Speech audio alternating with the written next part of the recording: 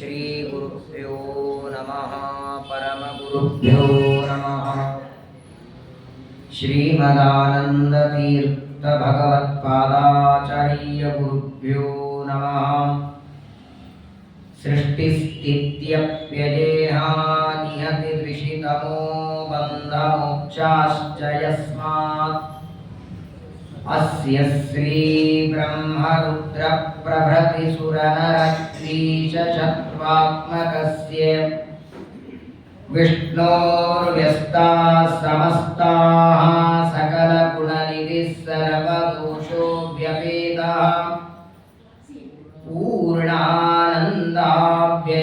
यो गुरुरपि परमश्चिन्तयेतं महान्तम्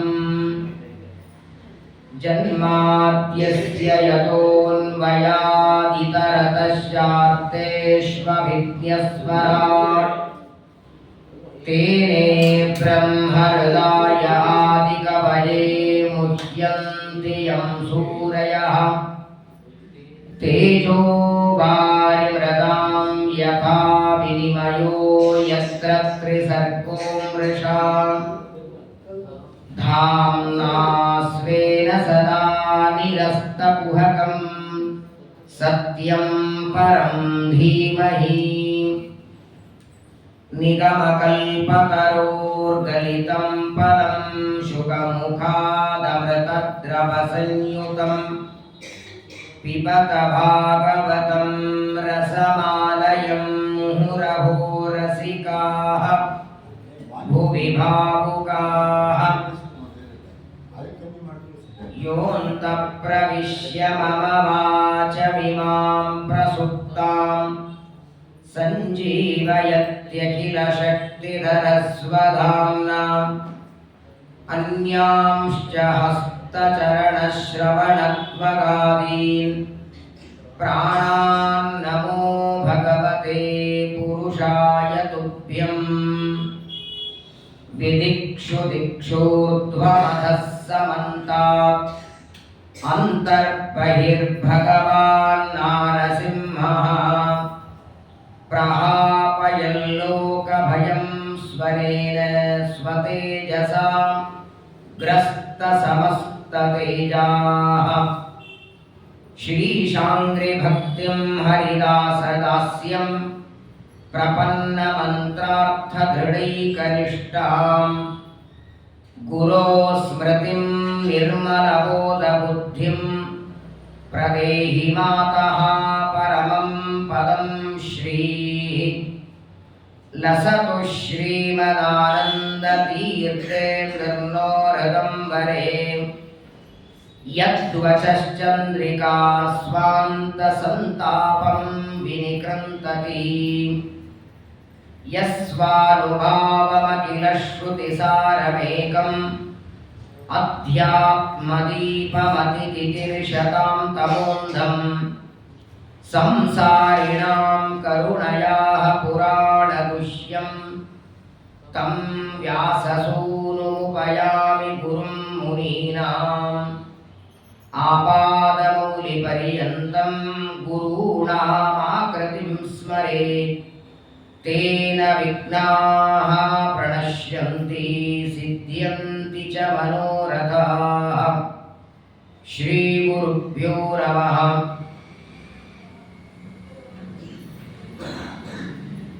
श्रीशुक उवाच परीक्षैव गुरुः शिष्यं शिष्योऽपि गुरुमाव्रजेत् अन्यथा नरकायैव प्रायश्चित्तं गुरुस्तथा स्वस्त्यस्तु सताम् अशेषसन्मङ्गलानि भवन्तु श्लोकैकश्रवणपठनमात्रेण कथा भक्तिश्च श्रोतॄणां निखिलकलिकतकल्मषापनूतनपटुतरे मोक्षाद्यखिलपुरुषार्थसाधनीभूते श्रीमद्भागवते महापुराणे यत्किञ्चित् पूर्वोक्तप्रमेयानुवादः हरिः ओं हरिः ओं हरिः ओं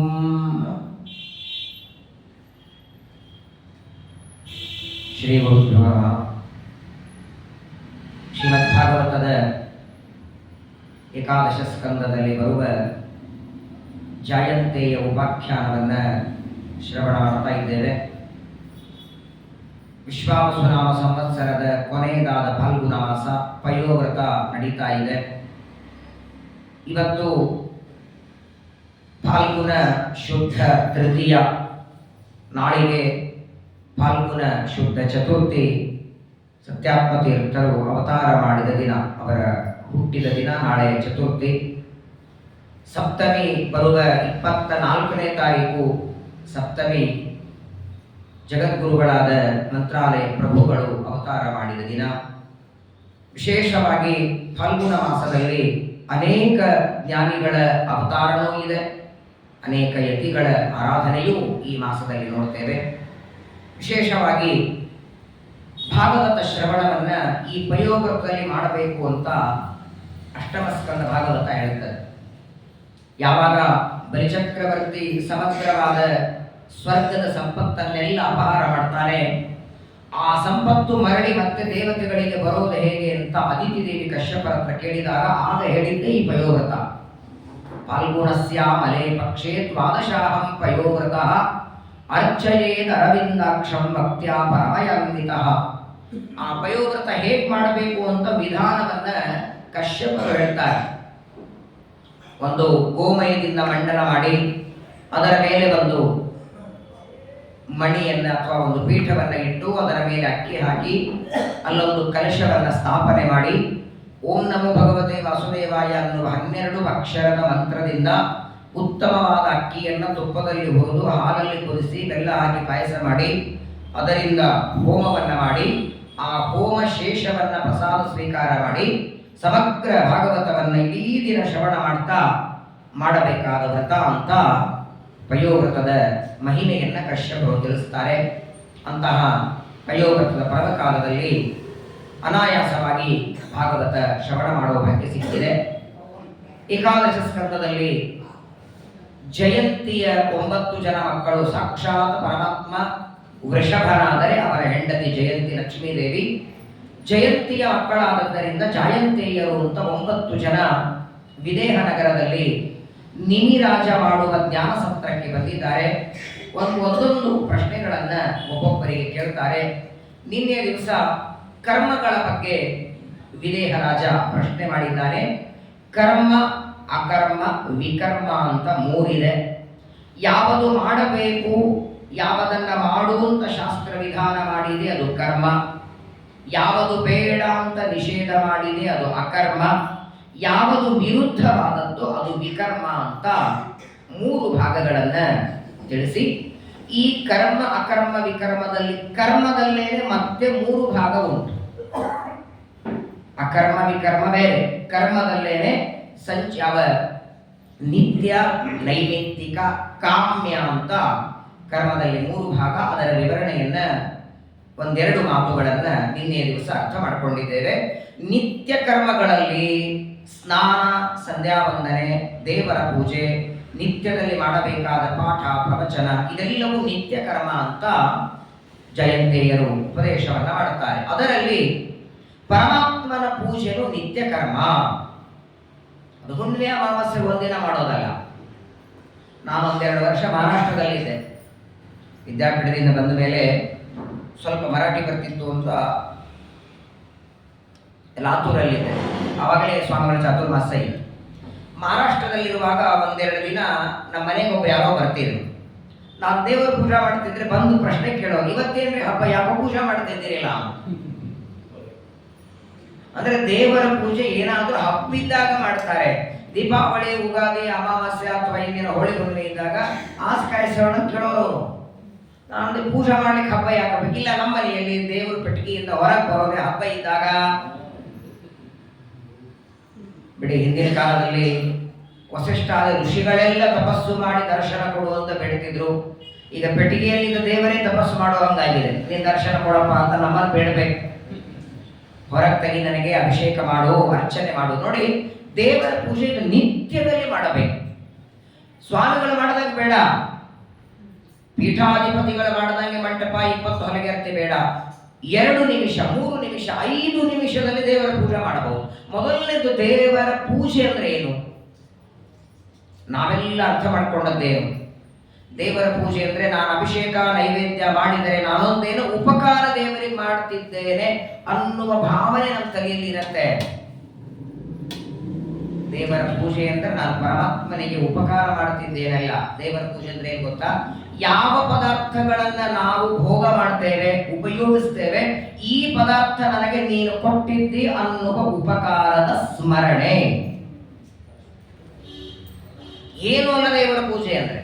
ಬೆಳಗ್ಗೆ ಎದ್ದು ರಾತ್ರಿ ಮಲಗುವವರೆಗೆ ಸ್ನಾನಕ್ಕೆ, ಬಟ್ಟೆ ಒಗೆಯುವುದಕ್ಕೆ, ಪಾತ್ರೆ ತೊಳೆಯುವುದಕ್ಕೆ, ಮನೆ ತೊಳೆಯುವುದಕ್ಕೆ, ಎಲ್ಲ ಕೆಲಸಕ್ಕೆ ನೀರಿನ ಉಪಯೋಗ ಮಾಡ್ತೇವೆ. ಆ ನೀರನ್ನ ಮಳೆಯ ಮೂಲಕ ನೀರು ಕೊಟ್ಟಿದ್ದಿ ಅಂತ ದೇವರ ಉಪಕಾರ ಸ್ಮರಣೆ ಮಾಡಿ ಶಂಖದಿಂದ ಅಭಿಷೇಕ ಮಾಡಿ.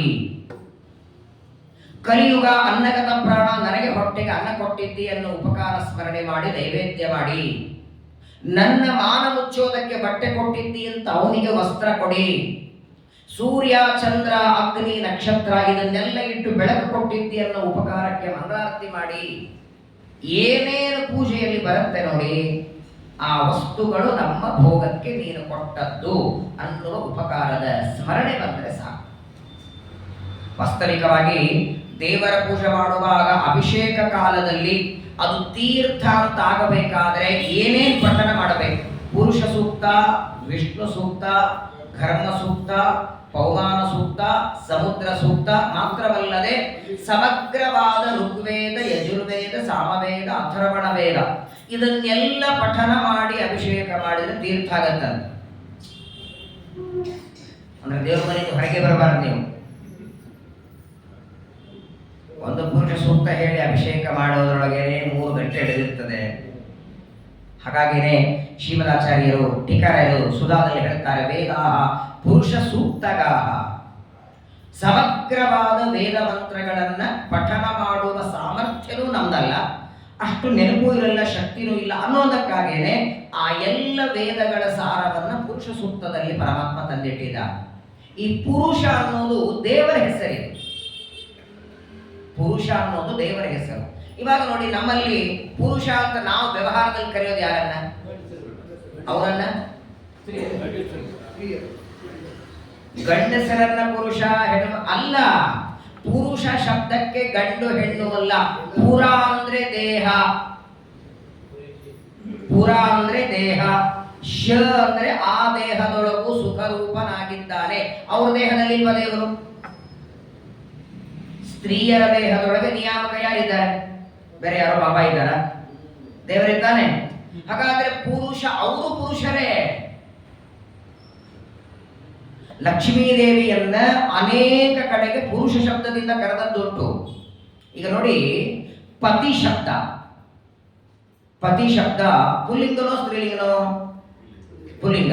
ಪತಿ ಶಬ್ದ ಹೆಂಗ್ ನಡೀತದೆ? ಪತಿ, ಪತ್ಯೌ, ಪತ್ಯಃ, ಪತಿಂ, ಪತಿ, ಪತೀ ದ್ವಿತೀಯ, ಪತ್ಯ, ಪತಿಭ್ಯಾಂ, ಪತಿಭಿಃ ತೃತೀಯ. ಚತುರ್ಥಿ ವಿಭಕ್ತಿ ಏನಾಗತ್ತೆ ಹೇಳಿ? ಚತುರ್ಥಿ ವಿಭಕ್ತಿ ಪತಯೇ, ಹರಯೇ. ಹರಿ ಶಬ್ದ ಚತುರ್ಥಿ ವಿಭಕ್ತಿ ಏನಾಗತ್ತೆ? ಹರಯೇ, ಹರಿಭ್ಯಾಂ. ಹಾಗಾದ್ರೆ ಪತಿ ಶಬ್ದ ಚತುರ್ಥಿ ವಿಭಕ್ತಿ ಪತಯೇ. ಟೀಕಾರಾಯರು ಶ್ರೀಯ ಪತ್ತೆ ಅಂದ್ರು. ವಾಸ್ತವಿಕ ಶ್ರೀಯ ಪತಯೇ ಅನ್ಬೇಕಾಗಿತ್ತಲ್ವಾ? ಸುಧಾ ಗ್ರಂಥದ ಪ್ರಾರಂಭದಲ್ಲಿ ಶ್ರೀಯ ಪತ್ತೆ ಅಂದ್ರು. ಪತ್ತೆ ಶಬ್ದ ಎಲ್ಲಿದೆ ತೋರಿಸಿ. ಪತಯೇ ಬೇಕಲ್ಲ. ಪತಿ ಶಬ್ದದ ಚತುರ್ಥಿ ವಿಭಕ್ತಿ ಪತ್ತೆ ಆಗತ್ತೋ ಪತಯೇ ಆಗತ್ತೋ? ಟೀಕಾರಾಯರು ಪತ್ತೆ ಅಂದ್ರಲ್ಲ. ಓ ದೊಡ್ಡವ್ರು ಏನ್ ಮಾಡಿದ್ರು ನಡೀತದೆ, ಅವ್ರು ಹೆಂಗ್ ಶಬ್ದ ಪ್ರಯೋಗ ಮಾಡಿದ್ರು ನಡೀತದೆ ನೋಡಿ.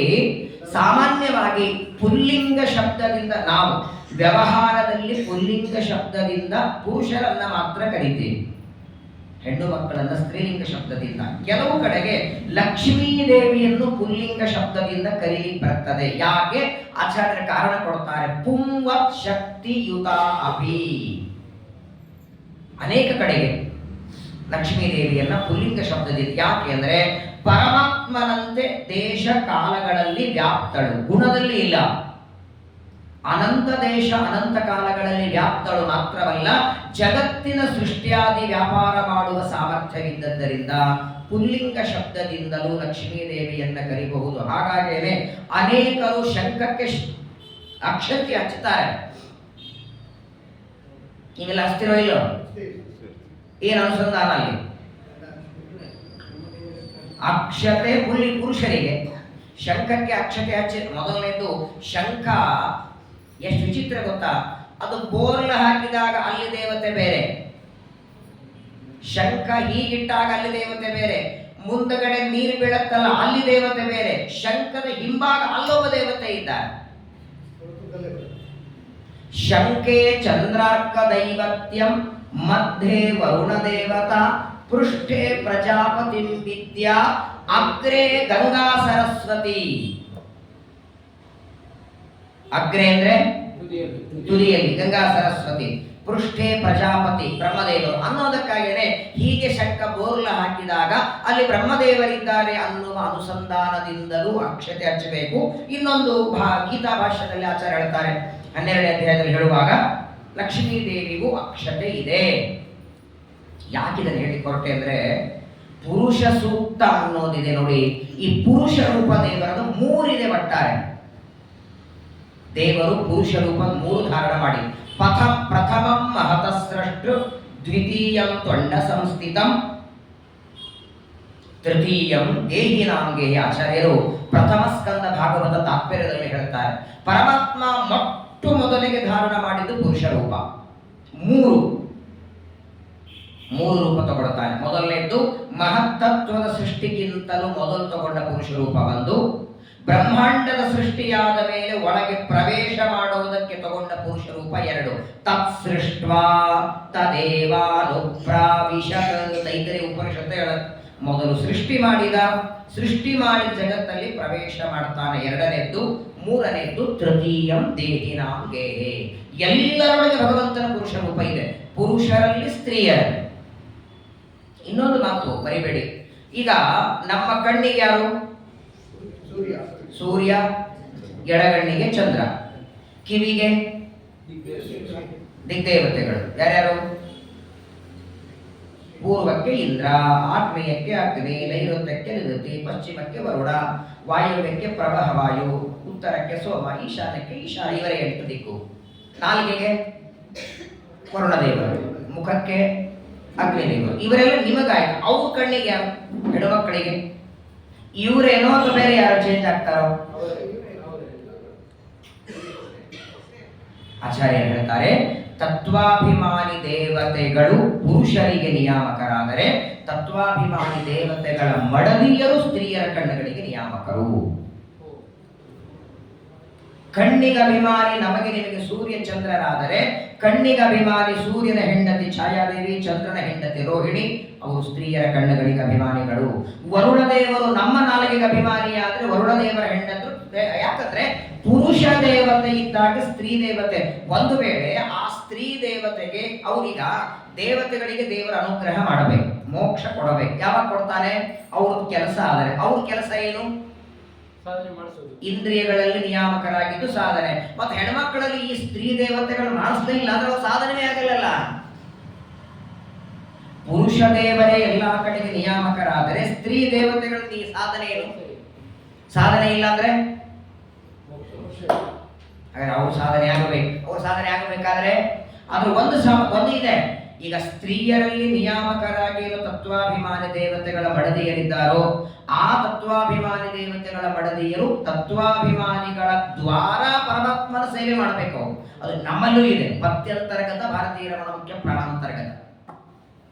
ಆದರೆ ಅವರೆಲ್ಲರಿಗೂ ನಿಯಾಮಕವಾಗಿದೇವರು ವಾಯುದೇವರಿಗೆ ಅನ್ನೋದಕ್ಕಾಗೇನೆ ಭಾರತೀ ದೇವಿ ಸಕಲ ವಿದ್ಯಾಭಿಮಾನಿ, ಸಕಲ ತತ್ವಾಭಿಮಾನಿಗಳಾದ ಎಲ್ಲ ಸ್ತ್ರೀಯರಿಗೆ ಅಭಿಮುಖ್ಯ ದೇವತೆ ಭಾರತೀ ದೇವಿ. ಅವರೊಳಗೆ ಪರಮಾತ್ಮ ಪುರುಷ. ಅಂತಹ ಪುರುಷ ರೂಪಿಯಾದ ಪರಮಾತ್ಮನ ಮಹಿಮೆಯನ್ನು ವರ್ಣನ ಮಾಡುವ ಸೂಕ್ತ ಅದು ಪುರುಷ ಸೂಕ್ತ. ಅದನ್ನ ಪೂಜಾ ಕಾಲದಲ್ಲಿ ಕಡ್ಡಾಯವಾಗಿ ನೋಡಿ. ದೇವರ ಪೂಜಾ ಮಾಡುವ ವ್ಯಕ್ತಿಗೆ ಕನಿಷ್ಠ ಪುರುಷ ಸೂಕ್ತ ಆದರೂ ಬರಬೇಕ. ಸತ್ಯಧ್ಯಾನ ತೀರ್ಥರ ಕಾಲದಲ್ಲಿ ಹಿಂಗಿತ್ತಂದ್ರೆ,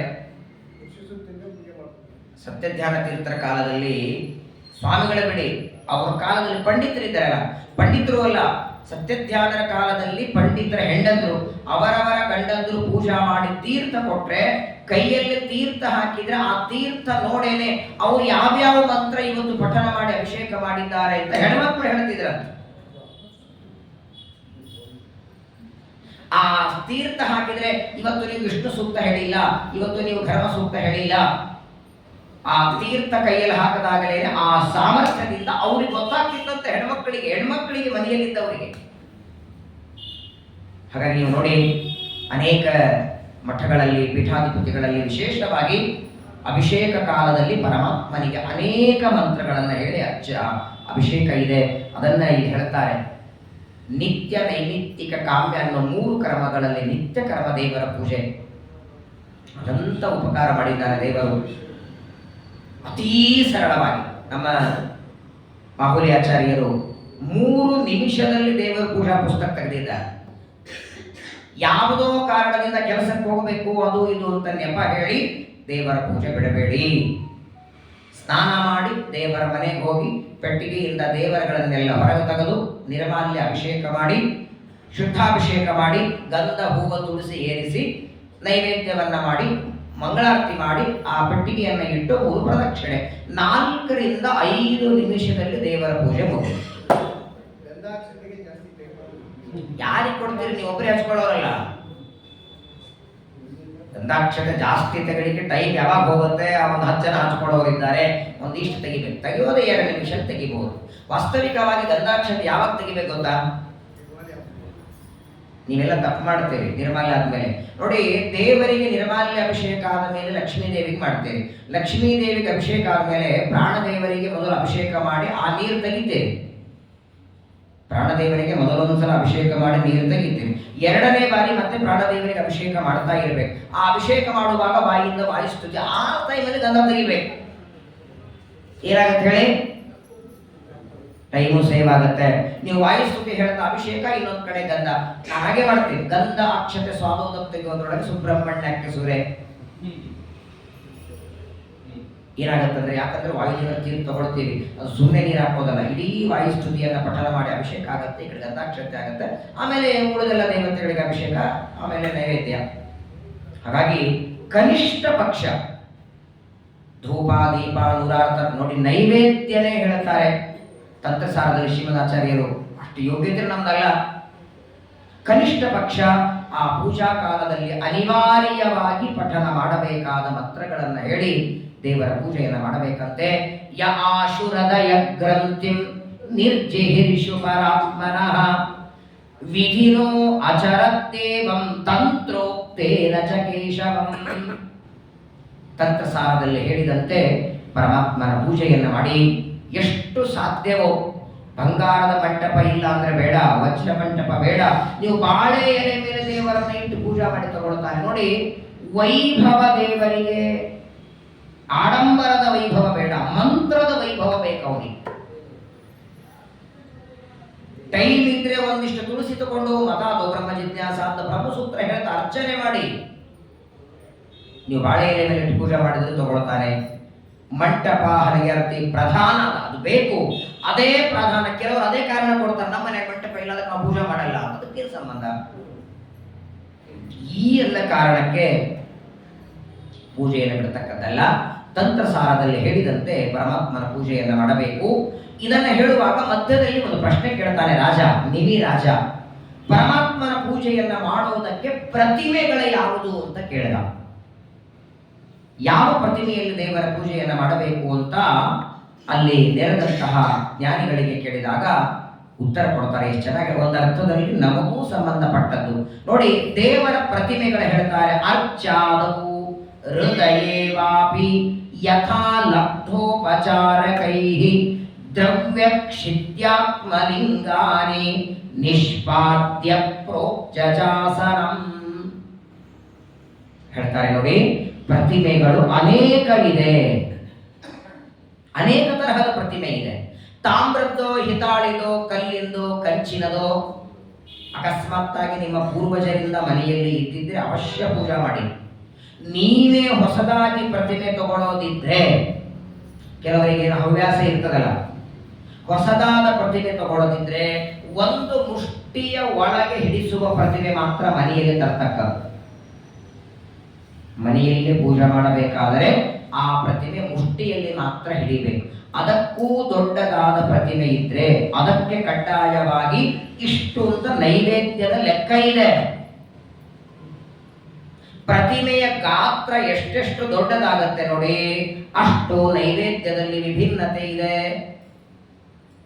ಜೊತೆಗೆ ಪ್ರತಿಮೆಯ ಗಾತ್ರ ದೊಡ್ಡದಾದರೆ ಮನೆಯಲ್ಲಿ ಕಡಿಗೆ ಕೊಡೋರಿದ್ರೆ, ಸೂತಕದ ಆಚರಣೆ ಇದ್ರೆ, ನಿತ್ಯದಲ್ಲಿ ನೈವೇದ್ಯ ಆಗ್ತಿದ್ರೆ ಮಾತ್ರ ಆ ಪ್ರತಿಮೆ. ಹಾಗಾಗೇನೆ ಇನ್ನೊಂದು ಮಾತು ಹೇಳ್ತಾರೆ, ಪ್ರತಿಮೆಗಳು ಎಷ್ಟು ಎತ್ತರ ಇಡ್ತೀರೋ, ಎಷ್ಟು ಜನ ದರ್ಶನಕ್ಕೆ ಬರ್ತಾರೆ, ಅದರ ಮೇಲೆ ಪ್ರತಿಮೆ ಎಷ್ಟು ದೊಡ್ಡದಿರಬೇಕು ಅಂತ. ಮನೆಯಲ್ಲಿದ್ರೆ ಯಾರಿರ್ತಾರೆ ದರ್ಶನಕ್ಕೆ? ನೀವೇ, ಮಕ್ಕಳು ಮಾಡಲ್ಲ. ಅದೇ ದೇವಸ್ಥಾನದಲ್ಲಿದ್ರೆ ಹಾಗಾಗೇನೆ ಎತ್ತರದ ಪ್ರತಿಮೆಗಳು ದೇವಸ್ಥಾನದಲ್ಲಿ ಮಾತ್ರ, ಮನೆಯಲ್ಲಿ ಯಾಕಿಲ್ಲ ಅಂದ್ರೆ ಪ್ರತಿಮೆಗಳು ಬರೀ ಪೂಜೆ ಅಲ್ಲ, ಅದಕ್ಕೆ ಅಂತ ನಿಯಮ ಉಂಟು. ಕೆಲವು ಕಡೆಗೆ ಇಷ್ಟು ದೊಡ್ಡ ಗಾತ್ರದಷ್ಟು ನೈವೇದ್ಯ, ಆ ಪ್ರತಿಮೆ ಎತ್ತರ ಇದ್ರೆ ಅಕಸ್ಮಾತ್ ಆಗಿ ಯಾರು ಇಲ್ಲ ಅಂದ್ರೆ ಹಂಚುತ್ತಾರೆ ಪ್ರಸಾದವನ್ನ, ಪ್ರಸಾದ ವಿತರಣೆ. ಹಾಗಾಗಿ ಪ್ರತಿಮೆಯಲ್ಲಿ ಒಂದು ಪೂಜೆ. ಎರಡನೇದ್ದು ನಮ್ಮ ಹೃದಯದಲ್ಲಿ ದೇವರಿದ್ದಾನೆ ಅಂತ ಪೂಜೆ ಮಾಡಿ. ಇಲ್ಲೊಂದು 8 ದಳದ ಕಮಲ ಇದೆ. 8 ದಳದ ಕಮಲದಲ್ಲಿ ವಾಯುದೇವರು ಕೂತಿದ್ದಾರೆ, ಪರಮಾತ್ಮ ಕೂತಿದ್ದಾರೆ. ಹಾಗಾಗಿ ಪ್ರತಿನಿತ್ಯ ನಾವು ಸ್ನಾನ ಮಾಡಬೇಕಾದಾಗಲೂ, ಸ್ನಾನ ಮಾಡುವಾಗ ಒಂದು ತಂಬಿಗೆಯಲ್ಲಿ ನೀರು, ಕೊನೆಗೆ ಎಲ್ಲ ಸ್ನಾನ ಮಾಡಿ ಮಡ್ನೀರು ಹಾಕೊಳ್ಳುವಾಗ ಒಂದು ತಂಬಿಗೆಯಲ್ಲಿ ನೀರು, ಅದರ ಮೇಲೆ ಕೈ ಇಟ್ಟು ಓಂ ನಮೋ ನಾರಾಯಣ 8 ಬಾರಿ ಹೇಳಿ, ಅದಕ್ಕೆ ಶಂಖ ಮುದ್ರಾದಿಗಳನ್ನ ತೋರಿಸಿ ಆ ನೀರನ್ನ ತಲೆ ಮೇಲೆ ಹಾಕೊಳ್ಬೇಕಂತೆ. ಅದು ಹೃತ್ಪದ್ಮಸ್ಥಿತನಾದ ಭಗವಂತನಿಗೆ ಅಭಿಷೇಕ. ಸ್ವಾಮಿಗಳು ನಿತ್ಯ ಮಾಡ್ತಾರೆ, ಎಲ್ಲ ಪೀಠಾಧಿಪತಿಗಳು ಮಾಡ್ತಾರೆ. ನಾವು 1-2 ಬಾರಿ ನೋಡಿದ್ದು. ಕೆಲವು ಸಲ ಸ್ವಾಮಿಗಳಿಗೆ ಈ ಶೀಗೆ ಕೈ ಹಚ್ಚಿ ಕಾಲು ತಿಕ್ಲಿಕ್ಕೆ ಹೋಗಿರ್ತಿದ್ವಿ ಸ್ನಾನಕ್ಕೆ. ಸತ್ಯಾತ್ಮ ಸ್ನಾನ ಮಾಡುವಾಗ ಆಗ ಅವರು ಅಭಿಸ್ನಾನ ಮಾಡುವಾಗ ಅಲ್ಲೆಲ್ಲ ಅಭಿಮಾನಿ. ಯಾಕಂತ ಕೇಳಿ, ವಾಸ್ತವಿಕವಾಗಿ ಆ ಅಭಿಮಂತ್ರಣ ಮಾಡಿದ ನೀರು ಅದು ಇಲ್ಲಿವರೆಗೆ ಮಾತ್ರ, ಪಾದಕ್ಕೆ ಬೀಳಬಾರದು. ಆ ಕಲಶದಲ್ಲಿ ನೀರು ಅಭಿಮಂತ್ರಣ ಮಾಡಿರ್ತೀರ. ಹಾಗಾಗೇನೆ ಈ ಪಂಚಾಮೃತ ಅಭಿಷೇಕ ಮಾಡುವಾಗೆಲ್ಲ ಕಾಲುಗಳ ವಸ್ತ್ರ ಹಾಕೊಂಡಿರ್ತಾರೆ ನೋಡಿ. ಯಾಕೆ ಅಂದ್ರೆ ಅದು ದೇವರಿಗೆ ಅಭಿಷೇಕ ಮಾಡಿ ಸಿಡಿಬಾರದು. ಹಾಗಾಗೇನೆ ಮಂಗಳಾರತಿನೂ ಅಷ್ಟೇ, ದೇವರಿಗೆ ಮಾಡಿದ ಮಂಗಳಾರತಿ ವಾಯುದೇವರಿಗೆ, ಲಕ್ಷ್ಮೀ ದೇವಿಗೆ ನಾವು ಕೊಡೋದು, ಮಂಗಳಾರತಿ ಮಾಡೋದಲ್ಲ ಅವರಿಗೆ. ಒಂದು ಮಾತು ಹೇಳ್ತಾರೆ, ದೇವರ ಎದುರುಗಡೆ ಪೂಜಾ ಮಾಡಿಸ್ಕೊಳ್ಳೋ ಅಧಿಕಾರ ಇಬ್ಬರಿಗೆ. ದೇವರ ಸಮ್ಮುಖದಲ್ಲಿ ಪೂಜಾ ಮಾಡಿಸ್ಕೊಳ್ಳೋ ಅಧಿಕಾರ ಅದು ಲಕ್ಷ್ಮೀ ದೇವಿಗೆ, ವಾಯುದೇವರಿಗೆ. ಹಾಗಾದ್ರೆ ಗರುಡಶೇಷನ ಪೂಜೆ ಯಾವಾಗ ಮಾಡಬೇಕು? ಪೆಟ್ಟಿಗೆ ಕಟ್ಟಿಟ್ಟ ಮೇಲೆ. ದೇವರ ಮುಂದೆ ಪೂಜೆ ಇಲ್ಲ, ಪರಮಾತ್ಮನ ಎದುರುಗಡೆ ಪೂಜಾ ಮಾಡಿಕೊಳ್ಳೋ ಅಧಿಕಾರ ವಾಯುದೇವರಿಗೆ. ಹಾಗಾದ್ರೆ ಲಕ್ಷ್ಮೀ ವಾಯುದೇವರ ಪೂಜಾ ಮಾಡಿ ಪೆಟ್ಟಿಗೆ ಕಟ್ಟಿ ಆಮೇಲೆ ಗರುಡಶೇಷ ದೇವರ ಪೂಜೆ ಆಗೋದಿಲ್ಲ. ಯಾಕಂದ್ರೆ ಅವರನ್ನು ಅದೇ ಪೆಟ್ಟಿಗೆ ಇಡಬೇಕಲ್ಲ ಅನ್ನೋದಕ್ಕಾಗಿ ಇವರು ದೇವರ ಪರಿವಾರ ದೇವತೆಗಳು ಅಂತ ಪರಮಾತ್ಮನ ಎದುರುಗಡೆ ಪೂಜಾ ಮಾಡ್ತೀವಿ.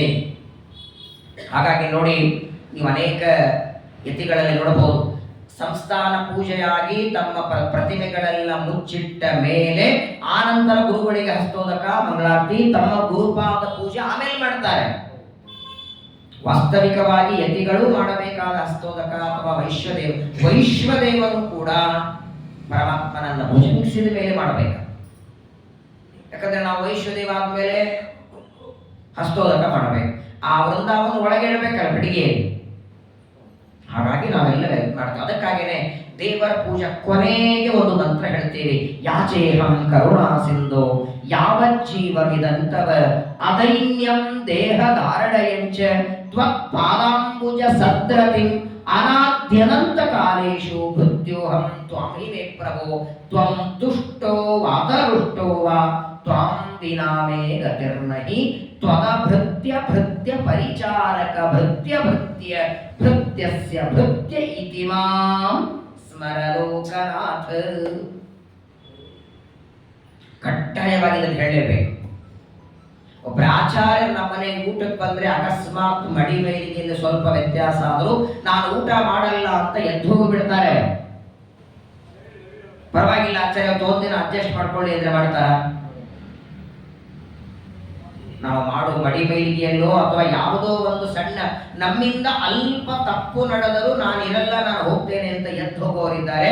ಒಂದಲ್ಲ ನೂರಾರು ತಪ್ಪುಗಳು ನಾವು ದೇವರ ಪೂಜೆ ಮಾಡುವಾಗ, ಜಪ ಪೂಜೆ ಏನು ಮಾಡುವಾಗಲೂ ತಪ್ಪು ಮಾಡ್ತೇವೆ. ಅದನ್ನೆಲ್ಲ ಕ್ಷಮಾ ಮಾಡಿ ತಗೊಳ್ತಾನಲ್ಲ ದೇವರು. ಅವನು ಎದ್ದು ಹೋಗಿದ್ರೆ, ಬೇಡ ಅಂದಿದ್ರೆ, ನೀನ್ ಮಾಡುವ ನೈವೇದ್ಯ ಆಲ್ರೆಡಿ ನೈವೇದ್ಯ ಆಗಿದೆಯಪ್ಪ, ವಾಸನೆ ಬಂದು ನೀವೆಲ್ಲ ನೈವೇದ್ಯ ತಗೊಂಡಿದ್ದೀರಿ, ಅಭಿಷೇಕ ಮಾಡುವ ನೀರು, ಅರ್ಚನೆ ಮಾಡುವ ಹೂವು ಎಲ್ಲರೂ ಒಂದು ಅರ್ಥ ನಿರ್ಮಾಲ್ಯ ಇದ್ದಂಗೆನೆ. ಆದರೂ ತಗೊಳ್ತಾನಲ್ಲ, ಈ ನಿನ್ನ ಕಾರುಣ್ಯಕ್ಕೆ ನಾನು ಅನಂತ ನಮಸ್ಕಾರ ಮಾಡ್ತೇನೆ. ನೀನು ಕೋಪ ಮಾಡಿಕೊಂಡ್ರು ಪರವಾಗಿಲ್ಲ, ನನಗೆ ಸಿಟ್ಟು ಮಾಡಿಕೊಂಡ್ರು ಪರವಾಗಿಲ್ಲ, ಪ್ರೀತಿ ಮಾಡಿದ್ರು ಪರವಾಗಿಲ್ಲ, ಅನಾದಿ ಕಾಲದಿಂದ ನೀ ಸ್ವಾಮಿ, ನಾನಿನ್ನ ದಾಸ. ಈ ಭಾವನೆ ಎಂದು ಬರುತ್ತೆ ನೋಡಿ, ಅದು ನಿಜವಾಗಿಯೂ ಭಗವಂತನ ಪೂಜೆ. ಅದನ್ನ ಬಹಳ ಸುಂದರವಾಗಿ ತಿಳಿಸಿಕೊಡ್ತಾರೆ. ಪ್ರತಿಮೆಗಳಲ್ಲಿ 8 ತರಹದ ಪ್ರತಿಮೆ ಇದೆ. ಮೊದಲನೇದು ಶಾಲಿಗ್ರಾಮ, ಇದೊಂದು ತಾಮ್ರದ್ದು ಹಿತಾಳೆ ಪ್ರತಿಮೆ, ಸೂರ್ಯ ಅದೊಂದು ಪ್ರತಿಮೆ, ಬ್ರಾಹ್ಮಣ ಒಂದು ಪ್ರತಿಮೆ, ಅಗ್ನಿ ಒಂದು ಪ್ರತಿಮೆ, ಅತಿಥಿಗಳು ಮನೆಗೆ ಬಂದವರು ಒಂದು ಪ್ರತಿಮೆ, ಫೋಟೋಗಳ ಒಂದು ಪ್ರತಿಮೆ. ಎಲ್ಲವೂ ಪೂಜೆಗೆ ಪ್ರತಿಮೆಗಳಾದರೆ ಪ್ರತಿಮೆಗಳು ಬೇರೆಯಾದಂತೆ ಪೂಜಾ ವಿಧಾನವು ಬೇರೆ ಇದೆ. ಶಾಲಿಗ್ರಾಮದಲ್ಲಿ ನೀವು ಶಂಖದಿಂದ ಅಭಿಷೇಕ ಮಾಡುವ ಹಾಗೆ ಈ ಫೋಟೋಗಳೆಲ್ಲ ಇಟ್ಟು ಶಂಖದಿಂದ ಅಭಿಷೇಕ ಹೇಳಿಲ್ಲ. ಯಾವುದೋ ಫೋಟೋಗಳಿದ್ರೆ ಒರೆಸಿ ಪೂಜೆ ಅಷ್ಟೆ. ಈ ಭಾದ್ರಪದ ಮಾಸದಲ್ಲಿ ಗಣಪತಿಯನ್ನ ಮಣ್ಣಿನಿಂದ ಮಾಡ್ತೇವೆ. ಮಣ್ಣಿನ ಗಣಪತಿಯನ್ನ ಒಂದು ತಂಬಿಗೆ ನೀರು ಹಾಕಿದರೆ ಯಾಕೆ ಕುಡಿತದೆ? ಹಾಗಾದ್ರೆ ಅಲ್ಲೆಲ್ಲ ಬರೀ ಪ್ರೋಕ್ಷಣೆ. ಶಾಲಿಗ್ರಾಮ ಪ್ರತಿಮೆಯಲ್ಲಿ ಪಂಚಾಮೃತಾಭಿಷೇಕ. ಒಬ್ಬ ಬ್ರಾಹ್ಮಣ ಮನೆಗೆ ಬರ್ತಾರೆ, ಬ್ರಾಹ್ಮಣದಲ್ಲೂ ದೇವರಿದ್ದಾರೆ ಅಂತೇಳಿ ಅವರಿಗೆ ಒಂದು ತಟ್ಟೆಯೊಳಗೆ ಕೂಡಿಸಿ ಅವ್ರ ತಲೆ ಮೇಲೆ ಹಾಲು, ಮೊಸರು, ಜೇನುತುಪ್ಪ ಹಾಕಿ, ಸ್ವಾಮಿ ಇದು ನಿಮ್ಮ ಪೂಜೆ ಅಲ್ಲ, ನಿಮ್ಮ ಅಂತರ್ಗತ ಹೃದಯದಲ್ಲಿರುವ ದೇವರ ಪೂಜೆ ಅಲ್ಲ. ಬ್ರಾಹ್ಮಣನ ಪೂಜೆ ಅಂದ್ರೆ ಪಾದ ಪೂಜೆ ಮಾಡಿ, ಅವರಿಂದ ಒಂದೆರಡು ಉಪದೇಶ ಮಾತು ಕೇಳಿ. ಹೀಗೆ ಪ್ರತಿಮೆಗಳು ಬೇರೆಯಾದಂತೆ ಪೂಜಾ ವಿಧಾನವನ್ನು ತಿಳಿಸ್ತಾರೆ. ಈ ದೇವರ ಪೂಜೆ ಇದು ನಿತ್ಯದಲ್ಲಿ ಮಾಡಬೇಕು. ಮೊಟ್ಟ ಮೊದಲು ಹೇಳ್ತಾರೆ, ಶುಚಿ ಸಮ್ಮುಖ ಆಸೀನ ಪ್ರಾಣ ಸಂಯಮನಾದಿಭಿಃ ಪಿಂಡಂ ಸಂಶೋಧ್ಯ ಸನ್ಯಾಸ ಕೃತರಕ್ಷೋರ್ಚಯೇದ್ಧರಿಂ. ದೇವರ ಪೂಜೆ ಮಾಡುವ ಪ್ರತಿಯೊಬ್ಬರು ಮಡಿಯಾಗಬೇಕಂತ. ಶುದ್ಧ, ಮಡಿ ಅನ್ನೋ ಶಬ್ದಕ್ಕೆ ಶುದ್ಧರಾಗುವುದು. ಯಾವುದರಿಂದ ಶುದ್ಧಿ ಯಾವುದರಿಂದ ಬರ್ತದೆ? ಬರೇ ಸ್ನಾನದಿಂದ ಅಲ್ಲ. ನೂರಾರು ಕೊಡ ನೀರು ಹಾಕೊಂಡು ತಲೆ ಮೇಲೆ ನೀರು ಹಾಕೊಂಡ ಸ್ನಾನದಿಂದ ಮಾತ್ರವಲ್ಲ, ಮನಸ್ಸು ಶುದ್ಧವಾದರೆ, ಮನಸ್ಸಿನಲ್ಲಿರುವ ಮಲ ದೋಷಗಳು ದೂರ ಆದರೆ ಅದು ನಿಜವಾದ ಮಡಿಯಾಗತ್ತೆ. ಸ್ನಾನವನ್ನ ಮಾಡಿ ಮಡಿಯಾದ ಮೇಲೆ ನೋಡಿ, ಇನ್ನೊಂದು ಮಾತಾಡ್ತಾರೆ, ದೇವರ ಪೂಜೆಗಾಗಿ ಸ್ನಾನ ಮಾಡಿ ಮಡಿ ಮಾಡಿ ಬಂದ ಮೇಲೆ ಆ ಪೂಜಾ ಮುಗಿಯೋವರೆಗೂ ಎಳ್ಳಷ್ಟು ಕೋಪ ಬರಬಾರದಂತೆ. ಯಾವುದೇ ಕಾರಣಕ್ಕೆ ಕೋಪ ಬಂದ್ರೆ ಮೈಲಿಗೆ ಆಯ್ತಂತೆ, ಮತ್ತೆ ಸ್ನಾನ ಮಾಡ್ಬೇಕಂತ. ಆದ್ರೆ ನಮ್ಮ ಕೋಪ ಬರೋದೇ ಮಡಿಯಿದ್ದಾಗ. ದೇವರ ಪೂಜಾ, ಶ್ರಾದ್ದ ಕರ್ಮಗಳು, ಪುಣ್ಯ ಸಂಪಾದನೆ ಮಾಡುವ ವಿಷಯ ಕರ್ಮಗಳಿವೆಯೋ ಅಲ್ಲಿ ಕೋಪ ಮಾಡ್ಕೋಬಾರದಂತ. ಅಲ್ಲೇ ಬರೋದು ನಮಗೆ. ಊಟ ಟೈಮಲ್ಲಿ ಆರಾಮಿರ್ತೀವಿ, ಅಕಸ್ಮಾತ್ ಆಗಿ ಯಾರಾದ್ರೂ ಕಡಿಗೆಯಾದವರ ಧ್ವನಿ ಕೇಳಿಸಿದ್ರೆ ಮಡಿ ಇಟ್ಟು ಆ ವ್ಯಕ್ತಿ ಮೈಲಿಗೆ ಆದ ಮತ್ತೆ ಸ್ನಾನ ಮಾಡಿ ಪೂಜೆ ಮಾಡ್ಬೇಕ.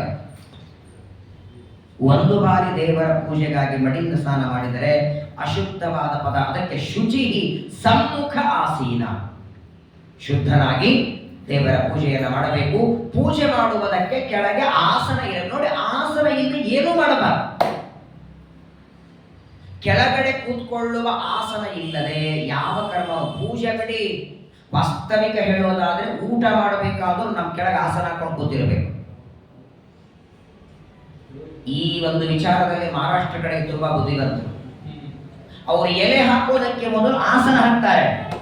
ಗೊತ್ತಿಲ್ಲ ಅವ್ರಿಗೆ ಬಿಡಿ, ಆದ್ರೆ ಆಸನ ಹಾಕ್ತಾರೆ ಕೂಡ್ಲಿಕ್ಕೆ. ಒಬ್ಬ ಆಚಾರ ಬ್ರಾಹ್ಮಣ ಮನೆಗೆ ಬಂದ್ರೆ ಒಂದು ಹಾಲು ಕೊಟ್ಟರು ಕೂಡ ಒಂದು ಮಣಿ ಹಾಕ್ತಾರೆ, ಇದ್ರ ಮೇಲೆ ಕೂತ್ಕೊಂಡು ಕುಡೀರಿ ಅಂತಾರೆ. ನಿಂತು ಕುಡಿದರೆ ಸುರಾಪಾನ ಮಾಡದಂಗಂತೆ. ನೀರೋ ಹಾಲು ಎದ್ದು ನಿಂತೆ ಕುಡಿದರೆ ಮದ್ಯಪಾನಕ್ಕೆ ಸಮಾನ. ಹಾಗಾದರೆ ದೇವರ ಪೂಜೆ ಮಾಡುವಾಗ, ಜಪ ಮಾಡುವಾಗ ಕೆಳಗಡೆ ಆಸನ ಇರಬೇಕು. ಊಟಕ್ಕೂ ಆಸನ. ಊಟಕ್ಕೆ ಯಾವ ಆಸನ ಹಾಕೋಬೇಕು? ಯಾಕೆಂದ್ರೆ ಊಟಕ್ಕೆ ಹಾಕಿಕೊಂಡ ಆಸನ, ಊಟ ಆದ ಮೇಲೆ ವಿಸರ್ಜನೆ. ನಾಳೆ ಬರಲ್ಲ ಅದು. 360 ಬೆಳಗ್ಗೆ, 360 ರಾತ್ರಿ, 720 ಚಾಪೆ ತಂದಿಟ್ಟು ಹೋಗ್ಬೇಕು ಒಂದು ವರ್ಷಕ್ಕೆ. ಒಂದು ಚಾಪೆ ಹಾಕೊಳ್ಳೋದು, ವಿಸರ್ಜನೆ ನಾಳೆ. ಹಾಗಾಗಿ ಯಾವ ಬಾಳೆ ಎಲೆಯನ್ನು ಊಟಕ್ಕೆ ಹಾಕೊಳ್ತೀರೋ ಅದರದ್ದೇ ಒಂದು ಭಾಗ, ಸಣ್ಣ ಭಾಗವನ್ನ ಕೆಳಗೆ ಹಾಕೊಳ್ಬೇಕಂತ ಊಟ. ಯಾಕಂದ್ರೆ ಆ ಆಸನದ ಮೇಲೆ ಕೂತ್ಕೊಂಡು ಊಟ ಮಾಡಿದ್ರೆ ಆಸನವು ಎಂಚಲ, ನಾಳೆ ದಿನ ಬರೋದಿಲ್ಲ ಅದು. ಇವಾಗೆಲ್ಲ ಏನ್ ಮಾಡಿ ದೊಡ್ಡ ದೊಡ್ಡ ಹಾಲ್ಗಳಲ್ಲಿ ಕಾರ್ಯಕ್ರಮ ಪಾರ್ಟಿಗಳಲ್ಲಿ ನೋಡಿ ಕೆಳಗೆ ಹಾಕ್ತಾರೆ, ಊಟ ಝಾಡಿಸ್ತಾರೆ, ಮಾರನೇ ದಿನ ಮತ್ತೆ ಅದೇ ಬರ್ತದೆ. ಯಾಕೆ? ಎರಡು ಹೇಳ್ತಾರೆ. ಒಂದು ನಾವು ಕೆಳಗೆ ಕೂತ್ಕೊಳ್ಳುವ ಆಸನ, ಇನ್ನೊಂದು ಮಂಡಲ. ಮಂಡಲ ಮೂರಿದೆ.